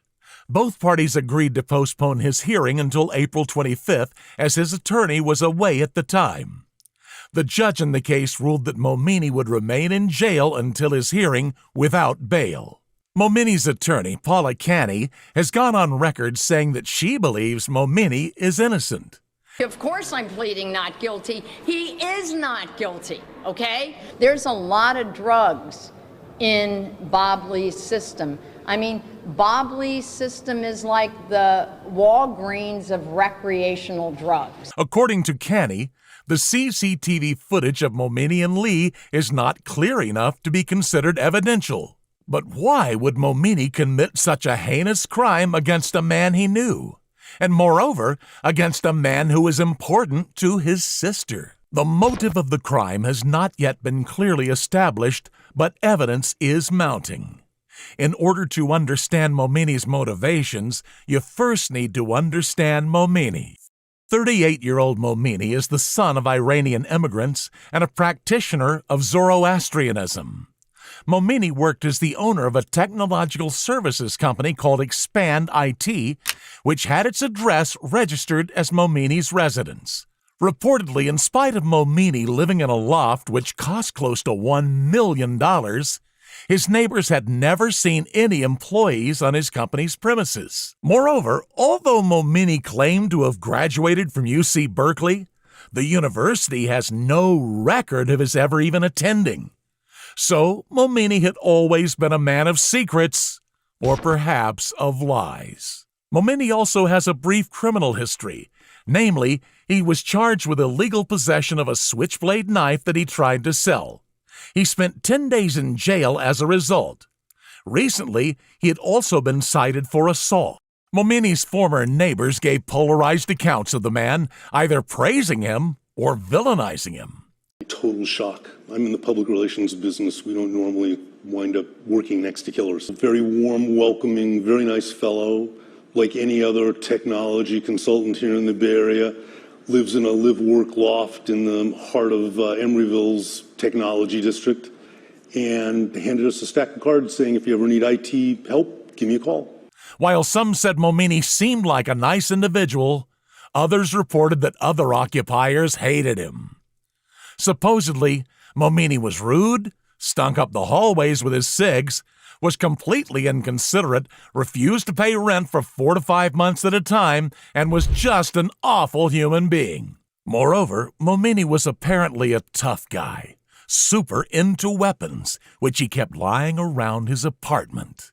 Allegedly, Momini even called one of his former neighbors only hours after Lee's killing. He asked him for all his alcohol, which he then likely used to numb the guilt of taking Lee's life. A few days later, Momini went back to the same neighbor, asking him to travel to Colombia with him. Court documents paint the possible motive for the murder as having stemmed from a secret relationship between Lee and Kazar Alessandra, Momini's younger sister. The possibility is corroborated by the fact that Kazar's marriage to prominent San Francisco plastic surgeon Dino Alessandra was experiencing turbulence. But Lee's supposed relationship with Alessandra was not Momini's only issue. It is alleged that Alessandra had a substance abuse problem and that Lee was encouraging it through his own behavior. It has been discovered that only a few hours before his killing, Lee and Elisanya had visited an alleged drug dealer's apartment together. The apartment is home to a man convicted in 2022 of felony possession of a controlled substance with the intent to sell. During police raids of the man's previous residences, police found a variety of drugs, including MDMA and LSD. Prosecutors described the individual as deeply engaged in the trafficking of controlled substances. Kamira Kuducevic, an alleged friend of the Momini siblings, has also commented on their relationship. It appears that Kazar used drugs so frequently that it caused a rift between her and her brother. This, along with how Momini was always playing Big Brother and looking after her, paints a picture of distrust between the two siblings. Kuducevic had also been told by Momini to not offer his sister drugs.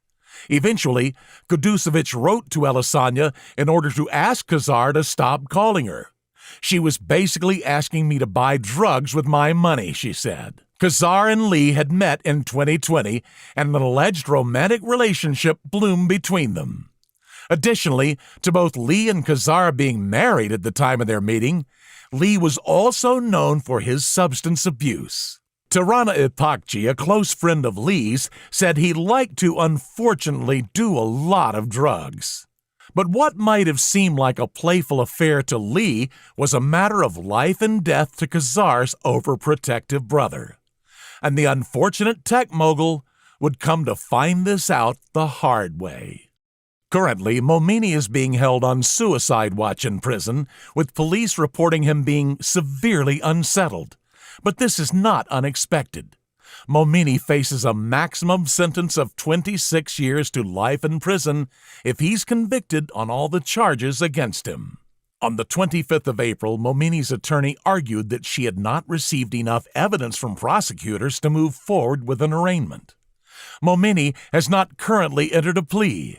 However, it is expected that he will plead not guilty.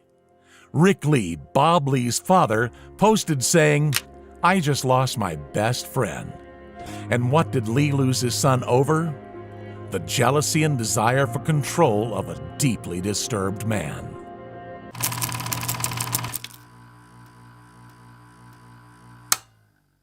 Good evening. Some of the country's top rap music artists have been paying tribute to a Birmingham rapper who was stabbed to death at the weekend. 18-year-old Joshua Rivera, whose stage name was Deb's Man, was seen as a rising star. Every time that I see your face, I feel the pain. When I'm on road, just knowing that you ain't here, don't feel the same. I miss you, bro. Love you, bro. Swear I wish I could hug you, bro. I need you, bro. A rising star honoring his tragically murdered friend. A jealous rival looking for any excuse to swing a knife. An 18-year-old boy with a stab to the heart, fighting to survive with every cell of his being. This is the tragic story of the artist known as Deb's Man and his premature death on the night of September 20th, 2013.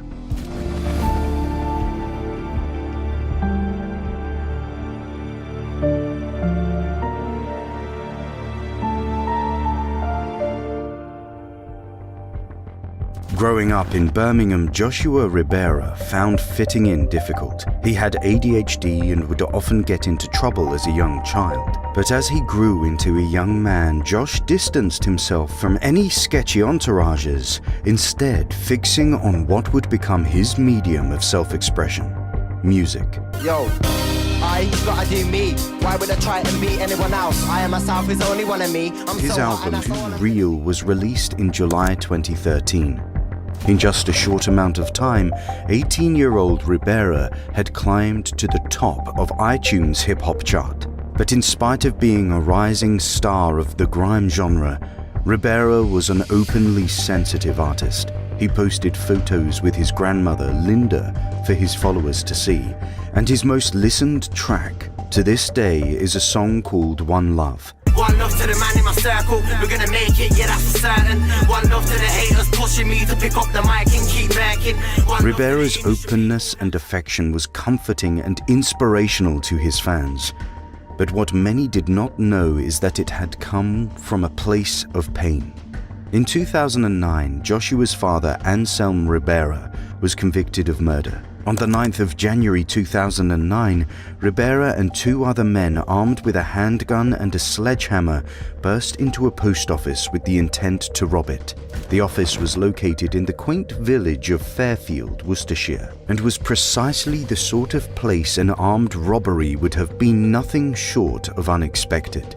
Kenneth and Judy Hodson Walker were inside the post office when the attack happened. Their son, 29-year-old Craig, ran down from their flat in an attempt to defend them from the robbers. Armed with a cricket bat, the young man had no idea what he was up against.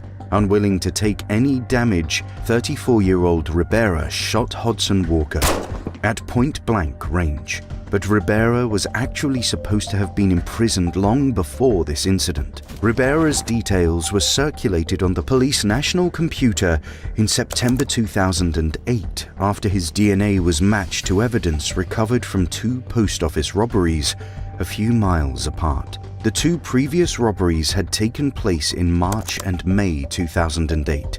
Ribera therefore already has a reputation, but it took the death of a 29-year-old innocent for him to be detained. Ribera was sentenced to 21 years for attempted robbery, another 21 years for possession of a firearm with intent to endanger life, and 34 years for attempted murder. The other 2 men involved in the attack were given similar sentences. Ribera left behind Josh, his teenage son, after taking away the life of another young man, shooting him in the heart. Ribera would be struck with a very harsh truth only 4 years later, that history is bound to repeat itself, this time at the expense of his own child.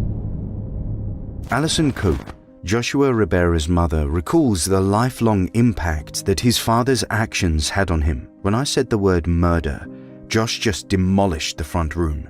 He smashed everything up. He was crying. He was angry. His dad was the scum of the earth, as was quoted in a newspaper. His dad was a murderer. His dad had destroyed a young man's life. The police were stopping and searching him and saying things like, "Where's your dad, Josh?" And then he would erupt.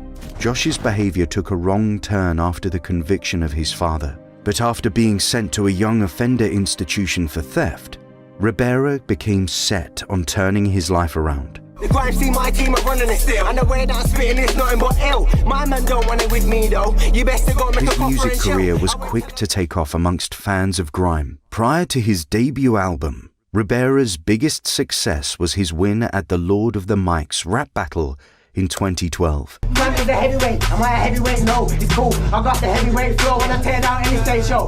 But the star's life, known under the stage name Depsman, would be tragically cut short only a few months after the release of his first album. This is his story. On the 20th of September 2013, Ribera headed over to TC's club in the Selly Oak area of Birmingham. The rapper was attending a fundraiser event for Kyle Sheehan, a former friend who had been fatally stabbed at the age of 16. Sheehan's death had taken place exactly a year before, on the 21st of September 2012. The aim of the fundraiser was for a headstone to be placed on Sheehan's grave. Sheehan was walking back from playing football when he was stabbed in the leg in Bartley Green Park. He would later pass away as a result of the 28th of September. He went through such a lot from Friday. As you know, his leg was amputated, his kidneys failed, his liver's failed. He just, bless him, went through so much. Somebody needs to come forward and let us know, because we're in limbo now. We can do nothing until somebody, Carl had lots and lots of friends, and somebody needs to speak to the police and just, don't let him die in vain. We need justice for what happened to him. He was 16. To this day, the 16-year-old's killer is yet to be identified. We haven't got sufficient evidence to charge anybody with murder, and that's why we need people to come forward. There were 20 to 30 people fighting, and as you would probably assume, we make a number of arrests around disorders of that sort of incidents. But we know there were people stood by Kyle and would have seen him being stabbed and would have seen who did it as well. We need them to be brave today and come forward to the police. While at the fundraiser, joined by a young woman, Ribera spots Armani Mitchell, also known under the moniker Switch. They walk past each other. As Ribera walks away, Mitchell turns around and follows Ribera. A confrontation ensues, but Ribera walks away, unwilling to give in to Mitchell's taunts. As the two men pass each other again, Mitchell once again turns around and follows Ribera outside. This time a larger altercation takes place. The woman Ribera is with turns out to be Rudy Lee, Mitchell's ex, and the mother of his 20-month-old child. Ribera ends up punching Mitchell. In a fit of jealousy, Mitchell threatens to wet Ribera, meaning that he would stab him. But Ribera turns around and walks back into the club. Eventually, Mitchell is thrown out of the venue, but he returns wearing a different set of clothes. This time, he is also bearing a hunting knife. As Ribera leaves the club, Mitchell, along with another man, can be seen following him. In a final confrontation, Mitchell swings at Ribera, stabbing him through the heart. Then he flees the scene. Hanging on to his life, Ribera walks back into the club, using his t-shirt to relieve his bleeding heart before collapsing. A woman at the scene performs CPR on him before paramedics arrive. In his final moment of consciousness, Ribera whispers to the name, Switch, to the paramedics. Surgeons performed open-heart surgery on Ribera for 6 hours, replacing all of his blood. The young star suffered 5 cardiac arrests on the operating table before finally passing away. I can't remember the drive home. I just remember coming in here and it being left how it was when I left the previous evening. Josh's bedroom door was open, trainers, aftershave, as he'd left it, and then I just sat on the kitchen floor. I don't know why, but cold surfaces kind of kept me alert. So in the hospital I sat on the floor. At home I came and sat on the kitchen floor on the tiles, and then I just screamed and screamed and screamed. Is this video answering your questions? Want to know more? Make sure you check out our other videos for more true crime stories like this one. Shortly before 11 p.m. on the 20th of September, local police received a report of a stabbing having taken place at TC's club. It is around 11:45 p.m. on that same night that 18-year-old Armani Mitchell turns himself in at a police station in Dudley. His accomplice, a 19-year-old from Edgbaston, is also arrested after turning himself into Bloxwich Police Station the following day. He is later released. As soon as Debsman's death was made public, online tributes from fellow artists and fans alike started pouring in. I can't actually describe it. He's not gone to me. Like, as you can see, he's not gone anywhere. When it's somebody this young, it pulls people up short, and therefore people are much more, I think, confused, possibly angry, and maybe even full of a bit of despair, and therefore that makes it a much more raw occasion for people. Many of his songs were reposted online in the outpour of grief, including his tribute to Kyle Sheehan, the friend whose memorial Ribera had attended on September 20th. The news of the stabbing shocked the club's local community. One local resident was quoted the next day after Debsman's death. "I can't believe it would happen around here. This is a student area, not a bad area.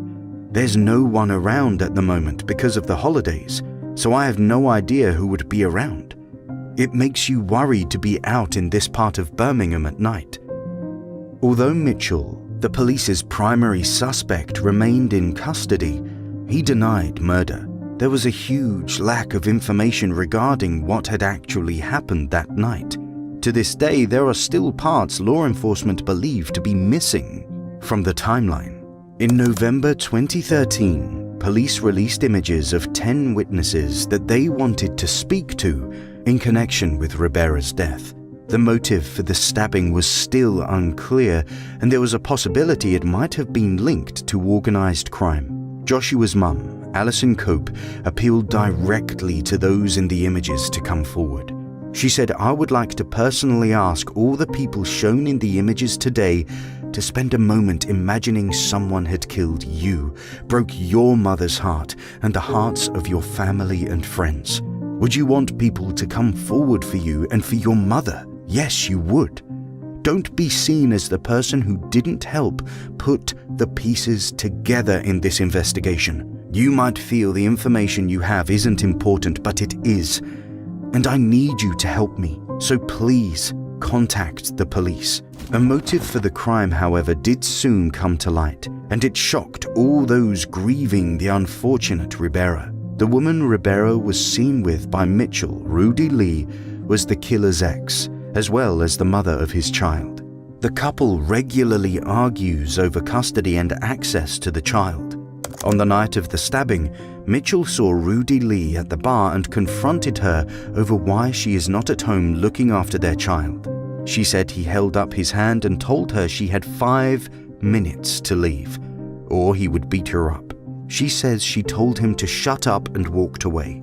Later that same evening, she was seen with Ribera.